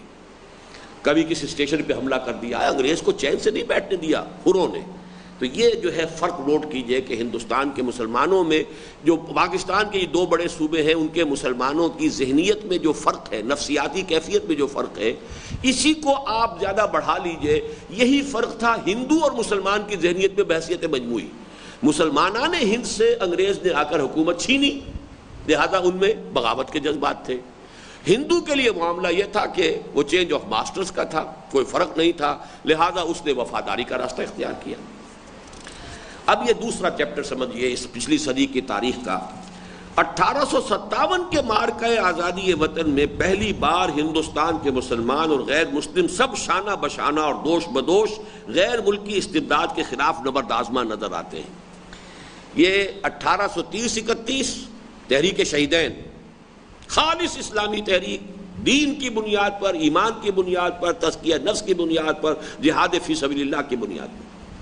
1857 جسے غدر ہم کہتے رہے اور پڑھتے بھی رہے، اس لیے کہ انگریزوں نے تو اسے غدر کیا، میوٹنی کہا، بغاوت کہا، لیکن یہ کہ آج اسے کہا جاتا ہے کہ وہ آزادی کی جنگ تھی. آزادی، جنگ آزادی 1857 کی. اس میں پہلی بار ہندوستان کے مسلمان اور غیر مسلم سب شانہ بشانہ اور دوش بدوش غیر ملکی استبداد کے خلاف نبرد آزما نظر آتے ہیں. اس جنگ آزادی کی اس اہم خصوصیت کے علاوہ کہ اس میں ہندو اور مسلمان یکساں طور پر شریک ہوئے، اس کی دوسری اور اہم تر خصوصیت یہ تھی کہ اس میں مسلمانوں کے سیاسی و عسکری زعماء کے ساتھ ساتھ، بلکہ بعض مقامات پر ان سے بھی بڑھ کر دینی و مذہبی پیشواؤں نے حصہ لیا، اور علماء کرام نے بھی سیف بدست اور سر بکف ہو کر جان کی بازی لگائی، جیسے حاجی امداد اللہ مہاجر مکی رحمۃ اللہ علیہ اور ان کے رفقا، اور مولانا فضل حق خیر آبادی رحمۃ اللہ علیہ وغیرہم. اب یہ دو مکاتب فکر کی چوٹی کے لوگ ہیں. یہ حاجی امداد اللہ مہاجر مکی یہ ہے کہ دیوبندیوں کے سب کے یہ امام سمجھ لیجئے. مولانا اشرف علی تھانوی رحمۃ اللہ علیہ کے بھی مرشد یہی تھے، اور باقی پورا جو بھی ہے، چاہے وہ مولانا رشید احمد گنگوہی ہوں یا کوئی اور ہوں، ان سب کے روحانی پیشوا جو ہیں حاجی امداد اللہ مہاجر مکی، جو پھر انگریز کی حکومت جب پوری طرح یہاں سیٹل ہو گئی، پھر وہ ہندوستان سے ہجرت کر کے وہ چلے گئے حجاز، اور وہیں ان کا انتقال ہوا. دوسرے وہ تھے جنہیں ہم عرف عام میں آج بریلوی کہہ دیتے ہیں، اگرچہ بریلوی کہنا صحیح نہیں ہے. خیر آبادی مکتبہ فکر بالکل ایک علیحدہ تھا جس میں کہ منطق اور فلسفے کا دخل بہت تھا. اس کے جو امام اعظم ہیں فضل حق خیر آبادی، انہوں نے بھی جہاد میں حصہ لیا، سیف بدست ہو کر، سر بکف ہو کر. تو یہ دونوں طبقات جو ہمارے ہاں اس وقت ہیں، ان سب کے بزرگوں نے اس جہاد میں حصہ لیا. پھر مسلمان جو نواب تھے، مسلمان مختلف علاقوں کے اندر جو حاکم تھے، عمراء تھے، انہوں نے بھی حصہ لیا. اس اعتبار سے یہ بہت جامع قسم کا جہاد تھا. ہندو مسلم بھی شریک، اور مسلمانوں میں سیاسی اور عسکری جو اشخاص ہیں یا ان کے جو اہم رہنما ہیں، اس کے علاوہ مذہبی بھی، اور مذہبی میں دیوبندی بھی اور غیر دیوبندی بھی. اب آ رہا اہم ترین حصہ اس بحث کا. 1857 کے بعد تاریخ ایک بالکل نیا موڑ مڑ گئی، اور کمپنی بہادر کی حکومت کے اختتام اور براہ راست تاج برطانیہ کے زیر انصرام آ جانے کے بعد ہندوستان میں حالات نے ایک بالکل ہی دوسرا رخ اختیار کر لیا. چنانچہ ایک طرف انگریزی استعمار نے اپنے پنجے جسد ہند پر مضبوطی سے گاڑ لیے، اور اس کا سیاسی و عسکری تسلط مستحکم ہو گیا. اس سے پہلے وہ ایک کمپنی تھی، ایسٹ انڈیا کمپنی، براہ راست تاج برطانیہ کے زیر نگیں ابھی ہندوستان نہیں آیا تھا. 1857 کے بعد ایسٹ انڈیا کمپنی کی حکومت ختم ہوئی، اور اب جو ہے براہ راست تاج برطانیہ کے زیر نگی ہو گیا ہندوستان، ملکہ وکٹوریہ، ملکہ عالیہ وکٹوریہ عظما، اب ہم ان کے غلام ہو گئے۔ نتیجتاً ہندوستانی روز بروز نہتے اور عسکری اعتبار سے بے دست و پا ہوتے چلے گئے۔ یہ جو حکومت کا نظام قائم ہوا ہے، پہلے زمانے میں تو عام لوگوں کے پاس بھی ہتھیار ہوتے تھے، تلواریں ہیں، نیزے ہیں، یہ ہے وہ ہے، ساری چیزیں لوگوں نے اپنے پاس رکھی ہوئی ہیں۔ انگریز کی حکومت آنے کے بعد ایک تو یہ کہ ہتھیاروں کی شکل بدل گئی، دوسرے یہ کہ عوام رفتہ رفتہ بالکل نہتے ہوتے چلے گئے، اور آزادی کے لیے بھی بالکل غیر عسکری اور خالص آئینی اور سیاسی جدوجہد کا آغاز ہوا۔ اب وہ عسکری آزادی، جنگ کر کے، جہاد کر کے، کوشش کر کے، انگریزوں کو مار کر، یہ دور اب ختم ہوا۔ اب ظاہر بات ہے کہ آئینی اور دستوری کوئی جدوجہد ہو سکتی ہے انگریز سے نجات پانے کی، جس کے لیے پہلے انڈین نیشنل کانگریس قائم ہوئی، اور اس کے بعد پھر جو ہے آل انڈیا مسلم لیگ قائم ہوئی 1906 میں۔ غالباً نیشنل کانگریس 1885 میں قائم ہو گئی تھی۔ تو یہ اب کیوں اس لیے قائم ہوئی ہے کہ اب وہ دور گیا، اب تیر و تفنگ سے تو کام نہیں چلے گا، برطانیہ کو یہاں سے نہیں نکالا جا سکتا، ایک بہت بڑی طاقت ہے، اس کی عسکری قوت ہے، اور جبکہ عام یہاں کے لوگ جو ہے چاہے ہندو ہوں چاہے مسلمان ہوں غیر مسلح ہو چکے ہیں، اب ان کی کوئی حیثیت ہی نہیں۔ لہذا اب تو وہ جو آپ کو کچھ دستوری حقوق دیتے چلے جائیں، کچھ تھوڑے تھوڑے سے آپ کو آزادیاں دیتے چلے جائیں، انہی سے جیسے جیسے بھی ممکن ہو کچھ ان کا استعمال کر کے جو ہے وہ اپنے لیے حقوق حاصل کیے جائیں، تو یہ پہلا نتیجہ یہ نکلا۔ نتیجتاً ہندوستانی روز بروز نہتے اور عسکری اعتبار سے بے دست و پا ہوتے چلے گئے، اور آزادی کے لیے بھی بالکل غیر عسکری اور خالص آئینی اور سیاسی جدوجہد کا آغاز ہوا۔ اس ٹرننگ پوائنٹ۔ اس سے پہلے تلوار فیصلہ کن ہوتی تھی، اس سے پہلے مرہٹا پاور آئی تھی تو احمد شاہ ابدالی آیا اور تلوار کے زور سے مرہٹوں کو شکست دے کر پانی پت کی تیسری جنگ میں اور اس بڑھتے ہوئے طوفان کو ختم کر دیا۔ لیکن اب صورتحال جو ہے وہ بدل گئی، اور اس کا سب سے اہم نتیجہ یہ نکلا کہ ہندوستان کی غیر مسلم اقوام کی عددی فوقیت کے نتائج و عواقب کا ظہور شروع ہو گیا۔ اب جب غیر عسکری بات ہوگی اور سیاسی اور دستوری بات ہوگی تو اب تو تعداد کی بات ہے، آپ کے پاس کتنے ووٹ ہیں، آپ کے پاس کتنے ووٹ ہیں، اور یہ ووٹ ظاہر بات ہے کہ ہندو قوم کے زیادہ تھے۔ تو ہندو قوم کی جو برتری تھی، اس سے پہلے کبھی ہندو قوم کو مسلمانوں کے دور میں کبھی برتری حاصل نہیں ہو سکی، چاہے مسلمان ہمیشہ نہایت اقلیت کے اندر رہے، اکثریت میں تو مسلمان کبھی بھی نہیں رہا ہندوستان میں، لیکن عسکری اعتبار سے ان کا دبدبا، ان کا زور، ان کی طاقت، ان کی قوت جو تھی، اور اب بھی اگر صورتحال وہی رہتی تو یعنی میدان جنگ کے اندر مسلمان شکست کھانے والا نہیں تھا ہندو سے، لیکن اب صورت بدل گئی، اب تلوار نہیں بلکہ ووٹ کا معاملہ ہے، اب تعداد کا مسئلہ ہے۔ اس کا سب سے اہم نتیجہ یہ نکلا کہ ہندوستان کی غیر مسلم اقوام کی عددی فوقیت کے نتائج و عواقب کا ظہور شروع ہو گیا۔ دوسری طرف خود انگریز نے تلوار کے بجائے قلم سے حکومت شروع کی۔ Will you be governed by sword اور بائی پین، یہ باقاعدہ ایک سوال کیا تھا کسی وائس رائے نے، اب کیا چاہتے ہو تم مسلمانوں، تم تلوار ہی کے ذریعے سے حکومت چاہتے ہو یا قلم کے ذریعے سے؟ اور ہندوستانیوں کو ان کے اپنے ماضی سے منقطع، اپنے عقائد و افکار و نظریات سے دستبردار، اور اپنی تہذیب و تمدن اور اپنے علوم و فنون سے بیگانہ کر کے ایک نئے ہندوستان کی داغ بیل ڈالنی شروع کی۔ نیو ایجوکیشنل سسٹم، اس کے لیے میکالہ کا نظام تعلیم، اس سے ذہنوں کو بدلنا، نیا فکر دینا، سائنس خاص طور پر آئی بڑے زور شور کے ساتھ۔ اس کے کچھ پہلو جو ہے وہ ہم اس سے پہلے زیر بحث لا چکے ہیں، اب اس وقت صرف اس کا سیاسی پہلو ہے۔ غیر ملکی حکمرانوں کے اس ثقافتی انقلاب کا استقبال ہندوؤں اور مسلمانوں کی جانب سے مختلف طرز پر ہوا۔ یہ ثقافتی کلچرل ریولوشن جو انگریز نے شروع کیا کہ ہندوستانیوں کو الفاظ جو ہے میکالے کے وہ یہ ہے کہ سوائے ایک چمڑی کی رنگت کے سوا انہیں ہمیں یورپین بنانا ہے۔ چمڑی کی رنگت تو نہیں بدل سکتی، کالے ہیں، جو بھی ان کے رنگت ہے وہ رنگت رہے گی، ہمیں سوائے ایک چمڑی کی رنگت کے ان ہندوستانیوں کو یورپین بنانا ہے۔ ان کی سوچ وہ ہو، ان کی تہذیب وہ ہو، ان کے معیارات وہ ہوں، ان کے ایٹیکیٹس وہ ہوں، ان کی وضع قطع وہ ہو، ان کی لباس وہ ہو، ان کا یہ سارا معاملہ جو ہے اس کو اب ہم نے یہ کلچرل ریولوشن، مذہبی طور پر تو شکست کھا چکے تھے۔ مولانا رحمۃ اللہ کیرانوی جو تھے رحمۃ اللہ علیہ، انہوں نے جب پادری فینڈر کو شکست دی اس کے بعد ہندوستان میں عیسائیت کی تبلیغ پھر کھلے بندوں نہیں ہوئی، بلکہ انہوں نے جیسے کہ میں نے کہا ہے شب خون مارنے والی بات ہے کہ نچلے طبقات کو کہیں بسکٹ تقسیم کر دو، کہیں گھی کے ڈبے دے دو، کہیں ان کے بچوں کے لیے تعلیم کا بندوبست کر دو، تو جو deprived sections of the society ہوتے ہیں، ڈاؤن ٹراڈن، ان میں ہوئی ہے تبلیغ عیسائیت کی۔ اس سے پہلے جو ایک ان کا بڑے زور شور کے ساتھ چیلنجنگ انداز میں مسلمانوں کو عیسائی بنانے کا جو سلسلہ شروع ہوا تھا وہ ختم ہو گیا تھا، وہاں تو علماء نے جو ہے شکست دے دی تھی ان کو۔ لیکن یہ جو نیا کلچرل ریولوشن شروع ہوا ہے کہ اب انگریزی پڑھو گے تو ملازمت ملے گی، انگریزی پڑھو گے تو اس کے ساتھ ساتھ جو انگریزی فکر ہے، اپنی سوچ جو ہے وہ اس کے ساتھ ساتھ آئے گی، اس تہذیب کے ساتھ آئے گی، اس لٹریچر کے ساتھ آئے گی، اس ادب کے ساتھ آئے گی، ساری چیزیں جو ہے ان کی سوچ، ان کا نقطہ نظر بدلنا شروع ہو جائے گا۔ یہ کلچرل ریولوشن ہے۔ لیکن اس کا جو ری ایکشن تھا یہ مسلمانوں کا اور تھا، ہندوؤں کا اور تھا۔ وہ کیا ہے؟ ہندو اپنے ماضی سے پہلے ہی بہت دور نکل آئے تھے۔ آپ کو معلوم ہے، میں بتا چکا ہوں کہ ہندوؤں میں بھی جن لوگوں کو سرکاری ملازمت مسلمانوں کے دور میں کرنی ہوتی تھی وہ فارسی پڑھتے تھے۔ راجہ رام موہن رائے نے فارسی میں کتاب لکھی ہے عیسائیت کے خلاف اور مسلمانوں کو کی توحید کو ڈیفینڈ کرنے کے لیے۔ فارسی تو یہاں کی کورٹ لینگویج تھی۔ تو اب ظاہر بات ہے کہ معاملہ یہ ہوا کہ ان کا تو اپنی زبان سے، سنسکرت سے یا کسی اور سے تعلق پہلے ہی کمزور تھا، ان کی اپنی تہذیب جو ہے پہلے ہی مسلمان کلچر، مسلمان تہذیب جو ہے اس کا غلبہ تھا ہندوستان کے اندر۔ اس حوالے سے ہندو اپنے ماضی سے پہلے ہی بہت دور نکل آئے تھے اور ان کا اپنے علوم و فنون اور اپنے تہذیب و تمدن سے کوئی گہرا رشتہ باقی نہ رہا تھا، لہذا اس نے تقریباً یکسو اور متحد ہو کر نئے رجحانات کو خوش آمدید کہا۔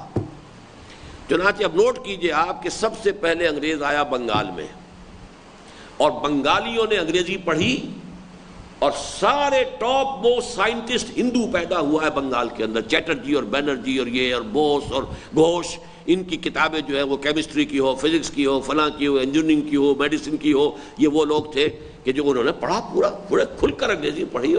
اور خیر وہ انگریزی کا تو لیول وہاں پر عام مسلمانوں کا بھی ہم لوگوں سے بہتر لیول رہا، اس لیے کہ سب سے پہلے انگریز آیا ہی وہاں ہے۔ لیکن یہ ہے کہ ہندوؤں نے جس طریقے سے ایمبریس کیا ہے آگے بڑھ کر اس نئے کلچر کو، نئی تہذیب کو، نئی زبان کو، نئے فکر کو، وہ در حقیقت ہے کہ جس کو نوٹ کرنے کی ضرورت ہے۔ لہذا انہوں نے تقریباً یکسو اور متحد ہو کر نئے رجحانات کو خوش آمدید کہا۔ اس کے برعکس مسلمانوں کو ابھی اپنا شاندار ماضی پوری تابناکی کے ساتھ نظر آ رہا تھا، اور ان کے عقائد اور علوم و فنون ابھی ان کے قلوب و اذہان میں گہری جڑیں رکھتے تھے، لہذا ان کے ہاں ایک انتشار پیدا ہو گیا۔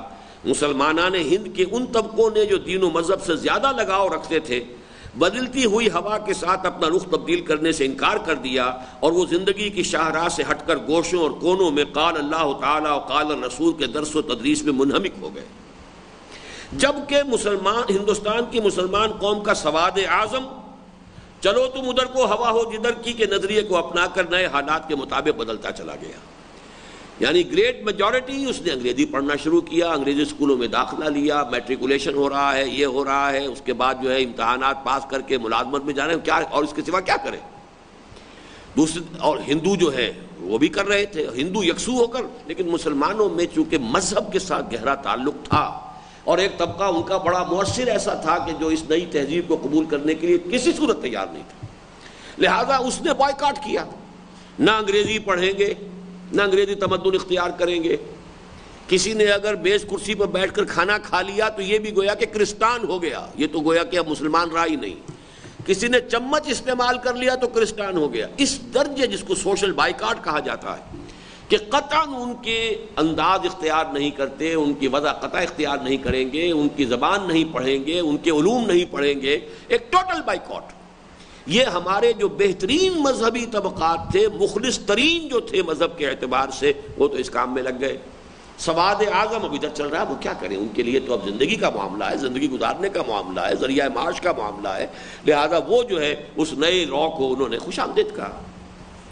اس کا ایک نتیجہ تو یہ نکلا کہ ہندوستان کے مسلمانوں کی توانائیاں منتشر ہو گئیں، اور مجموعی طور پر ہندوستان کی مسلمان قوم کی قوت و طاقت کو ذوق پہنچا، اور دوسرا نتیجہ یہ نکلا کہ ہندوستان میں مسلمانوں کے مذہبی طبقے اور قومی قیادت میں بعد پیدا ہو گیا، جو بعد میں مسلسل بڑھتا چلا گیا، اور اسے بجا طور پر دور جدید میں اسلامیان ہند کی قومی تحریک کی بدقسمتیوں کا سر آغاز کہا جا سکتا ہے۔ علماء کا رخ اور ہے، علی گڑھ اور دیوبند کو یوں سمجھ لیجئے کہ یہ سمبولائز کرتے ہیں۔ ایک رخ علی گڑھ کا ہے، انگریزی پڑھو، انگریزی علوم پڑھو، سائنس پڑھو، جدید نظریات پڑھو، پھر اپنے ساتھ اسلامیات بھی پڑھو، کوشش کرو کہ اپنے دین پر بھی قائم رہ سکو۔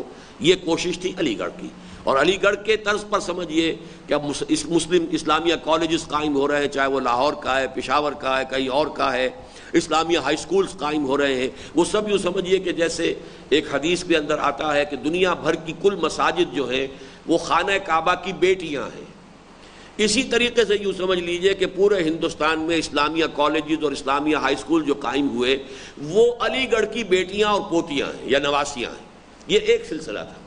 اور دوسری طرف علماء کا یہ ہوا کہ نہیں صاحب، ہمیں نہ انگریزی پڑھنی ہے نہ جدید علوم پڑھنے ہیں، ہم تو قال اللہ و قال رسول عربی پڑھیں گے، فقہ پڑھیں گے، حدیث پڑھیں گے، تفسیر پڑھیں گے، جو بھی کریں گے، مسجدوں کو آباد کریں گے، مسلمانوں کے مذہبی تشخص کو برقرار رکھنے کی کوشش کریں گے، انگریز اور انگریزیت اور انگریزی زبان سے نفرت پیدا کریں گے۔ نتیجہ کیا نکلا کہ مسلم قوم ایک تو اقلیت میں تھی ہی پہلے، اب اس کی لیڈرشپ منقسم ہو گئی، اس سے جو قومی تحریک ہے اس کو ذوق پہنچا۔ اب اس وقت ساری گفتگو کو نوٹ کر لیجئے کہ ہمارا کیا ہے، ہم دینی اعتبار سے بات نہیں کر رہے ہیں، قومی اعتبار سے بات کر رہے ہیں۔ قومی اور سیاسی اعتبار سے مسلمانوں کی توانائیاں منقسم ہو گئیں، ساتھ ہی مندرجہ بالا دو اسباب کی بنا پر، یعنی ایک اس وجہ سے کہ خالص آئینی جدوجہد میں اکثریت اور اقلیت کا مسئلہ پیدا ہو گیا، اور دوسرے اس بنا پر کہ مسلمانوں کے مذہبی طبقات کے قوم کے سواد اعظم سے علیحدہ ہونے کی بنا پر ان کی مجموعی قوت میں کمی پیدا ہو گئی۔ ہندوستان میں غیر مسلموں کا پلڑا بھاری ہونا شروع ہوا، اور یہ ہوا ہے اس صدی کے آغاز سے، 1920 کے بھی بعد۔ یہ 1920 میں خاص طور پر کہہ رہا ہوں، میں بتاؤں گا کیوں کہہ رہا ہوں۔ 1920 تک ہندوستان کی سیاست میں مسلمان کا پلڑا بھاری تھا، ہندو اکثریت کے باوجود 1920 تک مسلمان کا پلڑا بھاری تھا، سیاست میں نمایاں یہ تھے، لیکن یہ کہ اس کے بعد سے صورتحال تبدیل ہوئی ہے۔ اس میں مزید اضافہ غیر ملکی حکومت کی جانب سے غیر مسلموں کی حوصلہ افزائی اور مسلمانوں کے ساتھ سرد مہری ہی نہیں بلکہ باقاعدہ ہمت شکنی کی کوششوں سے ہوا۔ غیر ملکی حکمرانوں کا یہ رویہ بھی بلا وجہ نہ تھا، مسلمانوں کو انہوں نے ہر طریقے سے حوصلہ شکنی کی اور انہیں ریجیکٹ کیا، انہیں دبایا، لیکن ہندوؤں کو ابھارا۔ اس کا خاص فینومینن جو ہے پاکستان کے پس منظر میں سندھ کے اندر آپ دیکھیں گے، ہندو بہت ہی مائنیوٹ مائنورٹی ہے سندھ میں رہا ہے، لیکن اس درجے ابھارا ہے انگریز نے اسے، اس کے مہاجنی سارے طریقے اور ہتھ کنڈے، کہ وہ سندھ کے کلچر پر اور سندھی مسلمانوں کی ابدین و اکثریت کے اوپر قابو یافتہ ہو گیا تھا۔ یہاں تک کہ 1943 میں جی ایم سید نے باقاعدہ تقریر کی کہ ہندوستان کے دوسرے علاقوں سے مسلمان یہاں آئیں خدا کے لیے جو کاروبار کرنا جانتے ہوں، اور ہمیں ہندو بنیے کی دست برد سے کسی طریقے سے بچائیں۔ یہ 1943 میں جی ایم سید کی تقریر ہے کہ ہمیں بری طریقے سے جکڑ لیا ہے ہندو نے اپنے مہاجنی نظام میں، جیسے آج نیو ورلڈ آرڈر پوری دنیا کو جکڑنے کے لیے وہ ورلڈ بینک اور IMF کے ذریعے سے جو بھی ہتھ کنڈے چل رہے ہیں، اس وقت یہ کہ سندھ میں بری طریقے سے مسلمان جتنے بھی زمیندار سب مسلمان، لیکن ہندو مہاجن کے اور ہندو ساہوکار کے سب غلام اور سب کے سب ان کے مقروض۔ تو اس وقت جی ایم سید نے یہ کہا کہ مسلمان کے ہندوستان کے دوسرے صوبوں سے مسلمان جو کاروباری اور تاجر پیشہ لوگ ہیں انہیں آنا چاہیے یہاں آ کر، تاکہ وہ ہم سندھی جو ہیں وہ تجارت سے واقف نہیں ہیں، سندھی مسلمان وہ آئیں یہاں پر تاکہ ہندوؤں کا جو ہم پر تسلط ہے جو دستبرد ہے اس سے بچا سکیں۔ اس کا وجہ کیا تھی کہ کیوں انہوں نے ہندوؤں کو اٹھایا اور مسلمانوں کو دبایا، وہ میں پہلے بیان کر چکا ہوں کہ سندھ میں تو خاص طور پر مسلمانوں سے حکومت چھینی تھی، ہندو کو ابھارا، مسلمان کو دبایا۔ اولاً انہیں خوب معلوم تھا کہ انہوں نے ہندوستان کی حکومت مسلمانوں سے چھینی ہے، اور اس تازہ زخم خوردہ قوم کی خاکستر میں ابھی ایسی چنگاریاں موجود ہیں جو کسی بھی وقت معمولی سی تحریک سے بھڑک سکتی ہیں، لہذا ان کو ڈپریس کرو، ڈس ہارٹن کرو۔ ثانیاً ہندو صرف ہندوستان میں تھے، اب یہ بہت اہم نقطہ ہے، یہ چیزیں آپ دوبارہ جا کر پڑھیں گے تو معلوم ہوگا کہ اس میں ایک ایک پیرے میں پورے پورے چیپٹر کا مواد ہے. لیکن ظاہر بات ہے کہ ضخیم کتابیں پڑھنے کا نہ آج وقت رہا ہے اور نہ ہمارے اس منتخب جو کورس ہمارا 1 سالہ ہے اس میں اس کا امکان ہے. لیکن یہ کہ یہ ایک بلو پرنٹ کی حیثیت سے خاکہ ذہن میں رہنا چاہیے. دوسری وجہ کیا تھی؟ انگریز نے ہندو کو کیوں ابھارا، مسلمان کو کیوں دبایا؟ پہلی وجہ کہ چونکہ مسلمان سے حکومت چھینی تھی اکثر و بیشتر ہندوستان میں، سوائے چند علاقوں کے جیسے پنجاب کا علاقہ ہے، اور جو قوم ابھی جو ہے حکومت کی کہ تخت سے گرا کر نیچے کھڑی کی گئی ہے، ظاہر بات ہے بغاوت کے جراثیم اسی میں ہوں گے. دوسرا اور اہم تر سبب کیا ہے؟ ثانیاً ہندو صرف ہندوستان میں تھے، جبکہ ہندوستانی مسلمان اس عالمگیر اسلامی برادری کا جز تھے جو کرۂ ارضی کے ایک بہت بڑے حصے میں ایک غالب اکثریت میں تھی، اور ابھی تک اس کے قلوب فاصلوں کے بعد اور حالات و مسائل کے فرق کے باوجود کچھ ایک ہی سے احساسات و جذبات سے معمور اور ایک ہی سے نشے سے مخمور تھے. حتیٰ کہ صفحہ ارضی کے بعید ترین گوشوں میں بسنے والے مسلمان ایک دوسرے کی تکالیف و مصائب پر ایسے تڑپ اٹھتے تھے جیسے خود انہی کے سینوں میں خنجر گھونپ دیا گیا ہو. خنجر چلے کسی پہ تڑپتے ہیں ہم امیر، سارے جہاں کا درد ہمارے جگر میں ہے. پھر یہ بھی ایک تاریخی حقیقت ہے کہ ہندوستان کے مسلمان اس معاملے میں کچھ زیادہ ہی حساس واقع ہوئے تھے. چنانچہ شمالی افریقہ اور مغربی ایشیا کے مسلمانوں پر مغربی استعمار اس دور میں جو ستم ڈھا رہا تھا وہ اس کے کرب و الم کو بری طرح محسوس کر رہے تھے.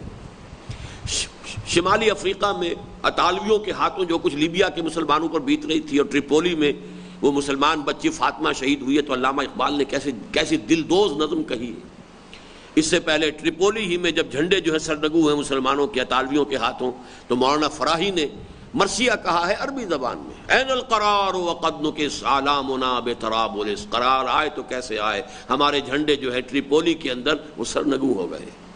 وہ مولانا حالی ہوں، مولانا شبلی ہوں، یہ سب کے سب جو ہیں پوری دنیا کی امت مسلمہ کا احساس جو ہے وہ مسلمانان ہند میں باقی پوری دنیا کے مسلمانوں سے زیادہ تھا. اور اسی کا ایک بہت بڑی نمایاں علامت یہ ہے کہ 1924 یا اس سے پہلے جب کہ انگریز ابھی سازشیں ہی کر رہا تھا خلافت کو ختم کرنے کی، تو کتنی عظیم تحریک ہندوستان میں شروع ہوئی، اور کہیں شروع نہیں ہوئی، کسی جگہ نہیں. لیکن یہ کہ ہندوستان کے اندر ایسی عظیم تحریک شروع ہوئی ہے، تحریک خلافت، اس کی جو ہے آپ کو معلوم ہے کہ پورا ہندوستان جو ہے شرق و غرب اور جنوب و شمال اس کے جو ہے وہ اس نعرے سے گونج گئے تھے، بولی اماں محمد علی کی جان بیٹا خلافت پہ دے دو. چنانچہ شمالی افریقہ اور مغربی ایشیا کے مسلمانوں پر مغربی استعمار اس دور میں جو ستم ڈھا رہا تھا وہ اس کے کرب و الم کو بری طرح محسوس کر رہے تھے، اور اس کی بنا پر ان کے دلوں میں انگریز دشمنی کے جذبات کو مزید انگیخت مل رہی تھی. ایک تو یہ کہ ہمیں غلام بنایا، دوسرا وہ ہمارے بھائیوں کے اوپر جو ستم ڈھا رہے ہیں اس کے حوالے سے ان کے اندر جو ہے وہ درد کی ٹیس اور زیادہ تھی. ہندوستان کا ہندو غیر ملکی حکمرانوں کی نگاہ میں کچھ زیادہ ہی بے ضرر اور مسکین تھا. چنانچہ ایک طرف خود اس نے نئے حکمرانوں کے ساتھ توافق و تعاون میں مسلمانوں پر پیش قدمی کی، دوسری طرف غیر ملکی حکمرانوں نے اس کی حوصلہ افزائی کی. چنانچہ ہندوستان کے طول و عرب میں ہندو قوم میں ایک عام بیداری کی لہر دوڑ گئی. یہ پھر ایک اہم نقطہ ہے، اس جملے کو نوٹ کیجئے. ہندوؤں میں جو ایک بیداری پیدا ہوئی ہے، کانشسنس پیدا ہوئی ہے، ان میں ادارے بنے ہیں، انسٹیٹیوشنز بنے ہیں، انجمنیں بنے ہیں، سبھائیں بنی ہیں.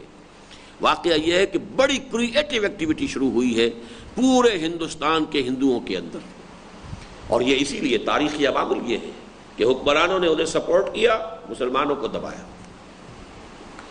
اور وہ من حیث القوم ایک نئے جذبے اور نئی امید کے ساتھ قومی تعمیر نو کے کام میں منہمک ہو گئی. ہندوؤں میں اس قومی بیداری کے ساتھ ساتھ مسلمان دشمنی کے پرانے لیکن دبے ہوئے جذبات بھی ایک دم جاگ اٹھے. اب ظاہر بات ہے سابق ہمارے جو آقا تھے ان کا معاملہ کیا تھا، انہوں نے ہمارے ساتھ کیا کیا تھا، کیا ہماری جو ہے کیفیت رہی ہے. جب ان میں بیداری پیدا ہوئی، جب سویا ہوتا ہے، خواب سے بیدار ہوتا ہے ذرا محکوم اگر، اب جب وہ بیدار ہو گئے تو وہ چیزیں اب یاد آ رہی ہیں، اور ہندوؤں کے اندر مسلمانوں کے ساتھ نفرت اور دشمنی کے جذبات بھی ایک دم بھڑک اٹھے.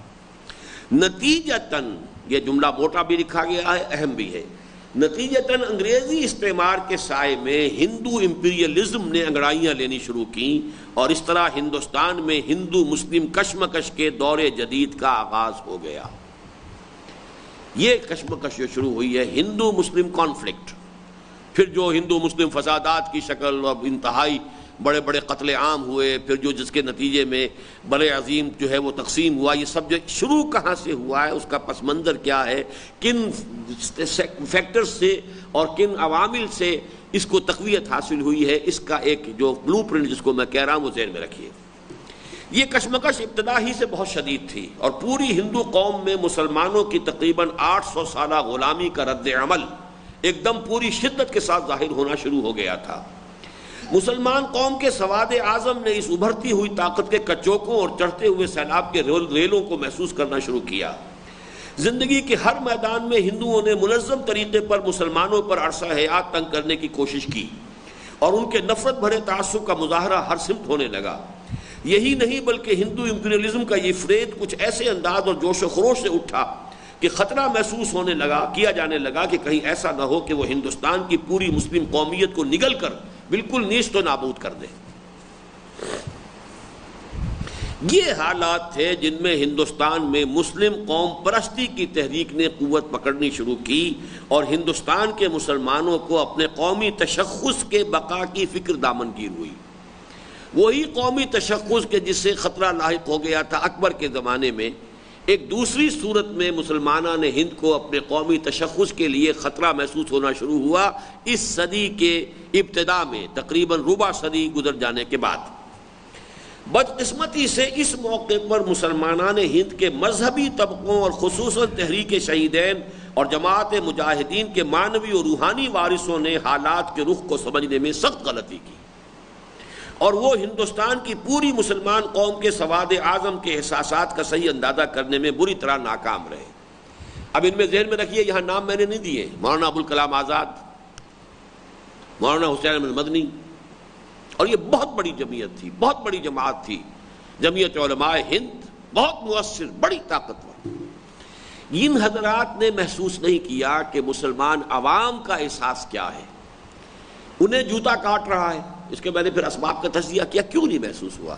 اب ہمارے عام طور پر جو ہے مسلم لیگی ذہن انہیں کہہ دیں گے وہ بک گئے، ہندوؤں کے پیسے سے خرید لیے گئے، یا غداری انہوں نے کی مسلمانوں سے، لیکن یہ بڑی بچگانہ، بلکہ میرے نزدیک بڑی کمینی والی باتیں ہیں۔ ان کا ایک خاص نقطہ نظر تھا، ان کی ایک سوچ تھی، اس کا صغرا کبرا تھا، پھر خاص اسباب تھے جس کی وجہ سے کہ وہ اس کیفیت کو محسوس نہیں کر پائے۔ وہ اسباب کیا ہیں ان کو ذرا میں نے یہاں پر نوٹ کیا ہے، سمجھنے کی کوشش کیجئے۔ لیکن یہ ہے کہ عام مسلمانوں کے احساسات اور تھے، اور ان علماء کے احساسات اور تھے۔ وہ فرق کیوں ہے؟ اللہ تعالیٰ ہی بہتر جانتا ہے کہ اس کا اصل سبب کیا تھا۔ یہ بھی ہو سکتا ہے کہ اس کا اصل سبب وہ حد سے بڑھی ہوئی انگریز دشمنی ہو جو ان کے لائے ہوئے زندقہ و الحاد اور مشرق وسطیٰ کے مسلمانوں پر ان کے بے پناہ مظالم سے پیدا ہوئی تھی۔ جب ایک کسی قوم کی دشمنی انتہائی شدت اختیار کر جائے تو اس شدت کے اندر دوسرے بہت سے حقائق جو ہیں انسان کی نگاہ سے اوجھل ہو جاتے ہیں۔ اب یہ زمانہ وہ ہے جب کہ انگریزوں نے عربوں کو کھڑا کیا، بغاوت کروائی ترکوں کے خلاف، سلطنت عثمانیہ کو ختم کیا، یروشلم میں ایلنبی داخل ہوا ہے اور پنجابی مسلمان کی مدد سے داخل ہوا ہے، اور اس نے داخل ہونے کے بعد کہا ہے دس از the end of the crusades. یہ الفاظ کہے اس نے، یروشلم میں داخل ہو۔ تو مغربی ایشیا کے مسلمانوں پر جو کچھ بیت رہی تھی، ترکی کو جیسے سلطنت عثمانیہ کو ٹکڑے کر دیے، بلقان کی ریاستوں میں جو کچھ ہو رہا تھا، اور پھر یہ کہ ترکی کو ختم کرنے کی جو سازشیں ہو رہی تھی، یہ ساری چیزیں تھیں کہ علماء جو تھے اور مذہبی طبقات جو تھے اس کی وجہ سے انگریز کی شدید دشمنی ان کے اندر پیدا ہو چکی تھی۔ اب دشمن کا دشمن دوست ہوتا ہے۔ انہوں نے کوشش یہ کی کہ اس انگریز کے مقابلے کے لیے، اس کو یہاں سے نکالنے کے لیے ہم ہندو اور مسلمان مل کر ایک جد و جہد کریں۔ مسلمان اکیلے تو اس حیثیت میں ہے نہیں کہ انگریز کو یہاں سے نکال سکے۔ اب صورتحال وہ پیدا ہو چکی ہے، عسکری تحریکوں کا دور گزر گیا، تلوار کے استعمال کا کوئی موقع نہیں رہا، مسئلہ ہے صرف تعداد کا، اس کے حوالے سے ساری بات ہونی ہے۔ اس حوالے سے انہوں نے یہ سوچا کہ ہندو کا معاملہ ہم بعد میں طے کر لیں گے، ہمیں پہلے انگریز کا یہاں سے جو ہے پتہ چاک کرنا ہے، یہاں سے اس کا قبضہ ختم کرانا ہے۔ اور اس انگریز دشمنی کے جذبات اتنے غالب آ گئے کہ انہیں ہندوؤں کے جو جذبات تھے ان کا صحیح اندازہ نہیں ہو سکا۔ یہ ایک پروبیبل جو ریزن ہے کہ جس وجہ سے کہ وہ عام جو مسلمانوں کے احساسات تھے ان کو وہ نہیں سمجھ پائے۔ اور یہ بھی ہو سکتا ہے کہ اس کا اصل سبب ان حضرات کی ضرورت سے زیادہ خود اعتمادی ہو، جس کی بنا پر وہ یہ سمجھتے تھے کہ انگریز سے نپٹ لینے کے بعد ابنائے وطن کے مقابلے میں اپنے دین اور اپنے تہذیب و تمدن اور فی الجملہ اپنے قومی تشخص کا تحفظ کچھ مشکل نہ ہوگا. یعنی اوور کانفیڈنس بھی ہو سکتا ہے، اور انگریز کی دشمنی کی شدت. یہ دو اسباب تو بڑے کلیئر ہیں کہ جو سامنے آتے ہیں. ایک تیسرا وہ ہے جو میں نے نیچے لکھا ہے، اگرچہ یہ حاشیہ ہے لیکن یہ بہت اہم ہے. اس کا ایک ممکن سبب یہ بھی ہے کہ معاش کے معاملے میں علماء کرام کا غیر مسلموں سے کوئی تصادم نہیں تھا، اس لیے کہ ان کی معیشت کا پورا دار و مدار مسلمانوں کے چندوں اور ان کی خیرات و صدقات پر تھا. ابھی کسی مسجد میں کوئی عالم بیٹھا ہوا ہے، کام کر رہا ہے، تو ظاہر بات ہے ہندو سے تو اس کا کوئی مقابلہ نہیں نا. وہ تو مسلمان ہی اس کی خدمت کر رہے ہیں، کوئی اس کو دے رہے ہیں، کھانے کو دے رہے ہیں، یا جو بھی تنخواہ ہے جو بھی ہے مسلمانوں کے ذریعے سے. مدرسہ ہے، قائم ہو گیا ہے، مدرسے کے اندر علماء پڑھا رہے ہیں. اب ان کے معاملے میں کہیں ہندو کے ساتھ مسابقت نہیں ہے، جبکہ عام مسلمان ایک پنواڑی جو ہے کھوکھا لے کر اگر بیٹھا ہوا ہے مسلمان، تو وہ محسوس کر رہا ہے کہ میرے برابر میں جو دکان ہے ہندو بنیے کی، سیٹھ کی، جو 5 لاکھ کا مال دکان میں ڈال کے بیٹھا ہوا ہے، میں کھٹک رہا ہوں اس کی آنکھ میں، وہ نہیں چاہتا کہ میرا وجود یہاں پر ہو، میرا کھوکھا بھی اسے گوارا نہیں ہے. ایک مسلمان چپڑاسی محسوس کرتا تھا محکموں کے اندر کہ ہندو میرے وجود کو گوارا کرنے کو تیار نہیں. جہاں کہیں ترقی کا معاملہ ہوتا تھا، کوئی نہ کوئی سازش کے ذریعے سے ادھر سے ادھر سے لیگ پولنگ کر کے کوئی کر کے ہندو کی ترقی، مسلمان پیچھے. ایک عجیب لطیفہ مجھے سنایا گیا ہے کہ ایک زمانے میں PWD کے محکمے میں ایک خاص جو ہے معاملہ ہوا تھا کہ کچھ مسلمانوں کو بھی لیا جائے، کہ وہ بہت یعنی کوشش کے بعد کہ ان کا بھی کچھ حقوق ہیں، ان کو بھی تعلیم جو ہے دلوائی جائے، جو اوورسیئرز ہیں ان کو جو انجینئرنگ کی تعلیم دلوائی جائے.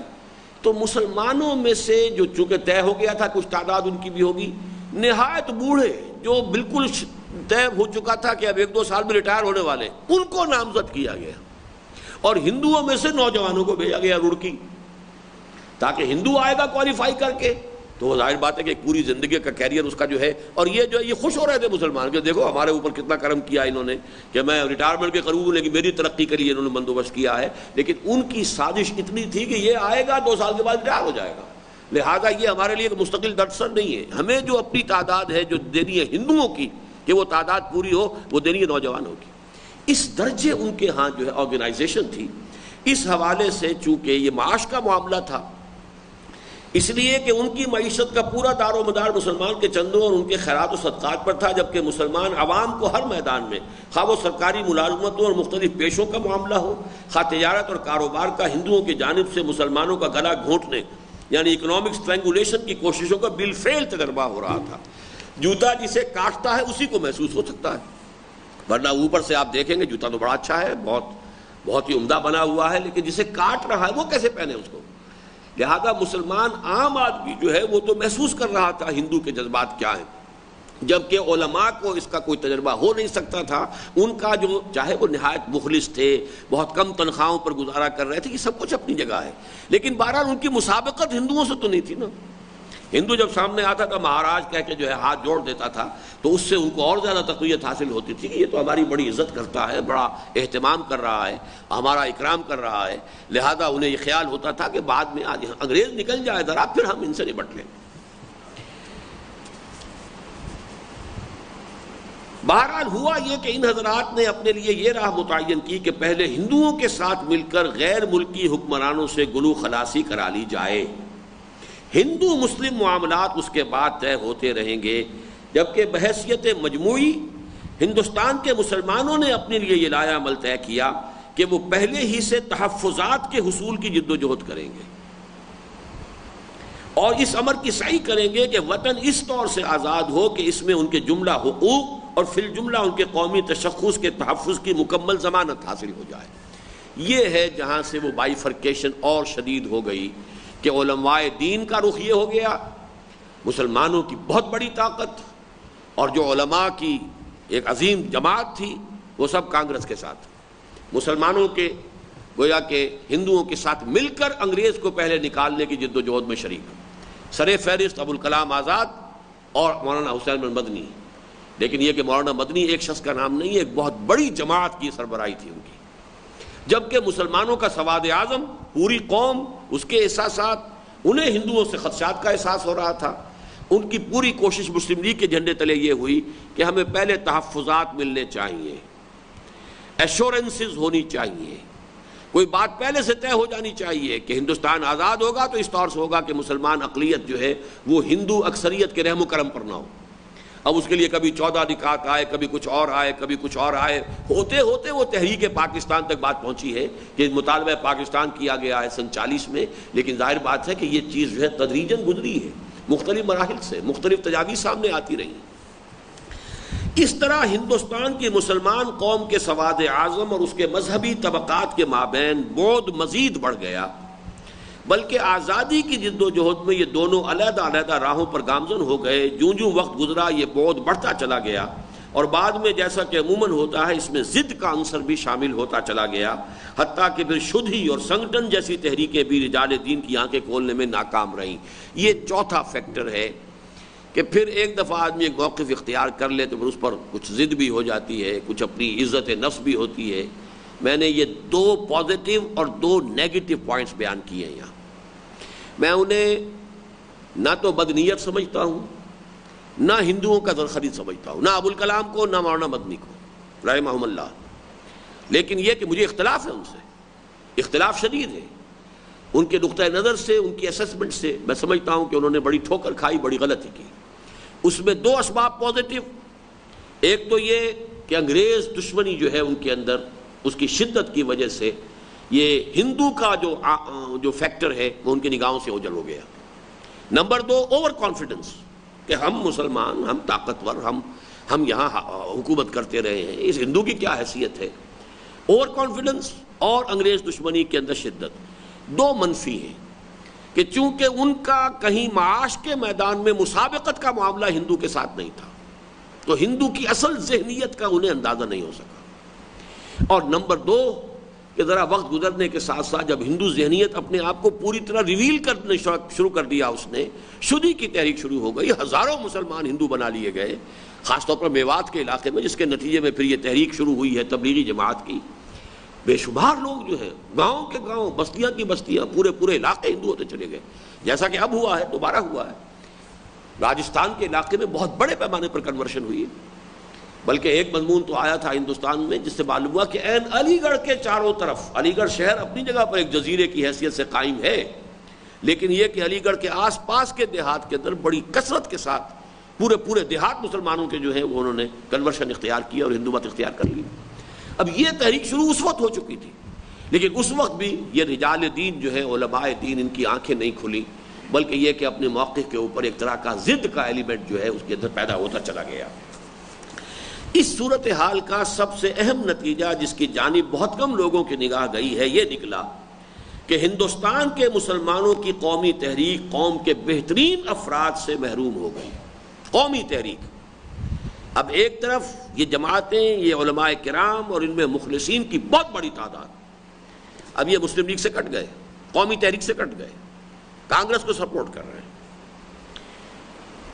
اب تک قوم کی پوری سیاسی اور دینی قیادت جس طبقے کے ہاتھ میں رہی تھی اور جس میں ایک سے ایک بڑھ کر مخلص و بے نفس، محنتی و سخت کوش، آزمودہ و تجربے کار اور ہر اعتبار سے منجا ہوا اور سرد و گرم چشیدہ سیاسی کارکن موجود تھا، وہ قوم سے بے تعلق ہو کر رہ گیا. اور کون کہہ سکتا ہے کہ آج خصوصاً پاکستان میں ہماری قومی زندگی جس شدید قحط الرجال سے دوچار ہے، اس کا اصل سبب یہی نہیں ہے. قحط الرجال انسان نہیں، لیڈر نہیں. اور یہ بات شروع ہو چکی ہے اس صدی میں. یوں سمجھیے کہ اس صدی کے پہلے ربع تک ہندو قوم، مسلم قوم قیادت میں چوٹی کے لوگ برابر کے موجود تھے. مولانا محمد علی جوہر جیسی شخصیت، مولانا شوکت علی جوہر، ابوالکلام آزاد، یہ بڑی بڑی شخصیتیں تھیں. اسی طرح جو ہے مسلم لیگ میں قائد اعظم ہیں اور بڑی بڑی شخصیتیں ہیں. اب کہاں ہیں؟ ہندوستان میں گاندھی کے بعد نہرو بھی رہا ہے، پٹیل بھی رہا ہے، راج گوپال اچاریہ بھی رہا ہے، ونوبا بھاوے بھی رہا ہے. کتنے لوگ. ایک ان کے ہاں ایک معلوم ہوا کہ ایک پوری ٹیم تیار ہوئی لیڈروں کی. اور یہاں مسلم لیگ میں قائد اعظم کے بعد کون؟ قائد اعظم لیاقت علی خان، اس کے بعد ختم. کارکن کوئی ہے ہی نہیں. خود قائد اعظم یہ کہہ دیتے کہ میری جیب میں کھوٹے سکے ہیں. اپنے کارکنوں کو، اپنے ساتھیوں کو، میری جیب میں کھوٹے سکوں کے سوا کچھ نہیں. یہ قائد اعظم کے اپنے الفاظ. اس لیے کہ وہ جو مخلصین تھے، اب کیا سبب ہوا ہے وہ اسباب میں نے 4 بیان کیے ہیں، باقی اللہ کی مشیت ہوتی ہے اصل میں فیصلہ کن ہر معاملے کے اندر. وہ طبقہ جب کٹ گیا، اولاً علماء دین نے جدید تہذیب، جدید زبان، جدید علوم کا بائیکاٹ ٹوٹل کیا. مسلمان قوم کی قوت 2 حصوں میں تقسیم ہو گئی، ایک قال اللہ و قال الرسول اور ایک انگریزی تعلیم اور اس کے ساتھ اپنی معاش کے معاملے میں آگے بڑھنے کی کوشش. اس کے بعد ہندو مسلم کشمکش کا سلسلہ شروع ہوا تو مسلمانوں کا ایک بہت بڑا طبقہ وہ انگریز دشمنی کی شدت کی وجہ سے یا اپنی خود اعتمادی کی وجہ سے وہ ہندوؤں کے ساتھ مل کر اور انگریز کو نکالنے کی جدوجہد میں شریک ہو گیا اور قومی قیادت کے ساتھ اس کا ٹکراؤ ہوا.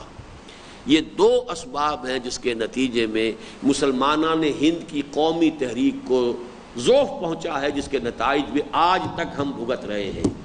میرا خیال تھا یہ پہلا چیپٹر آج مکمل پڑھ لیں گے، لیکن آج میں یہی ختم کر رہا ہوں. یہی چیپٹر اب کل مکمل ہو سکے گا، لیکن یہ بہت اہم ہے. انشاءاللہ آپ حضرات وقت کے اوپر کل بھی تشریف لے آئیے.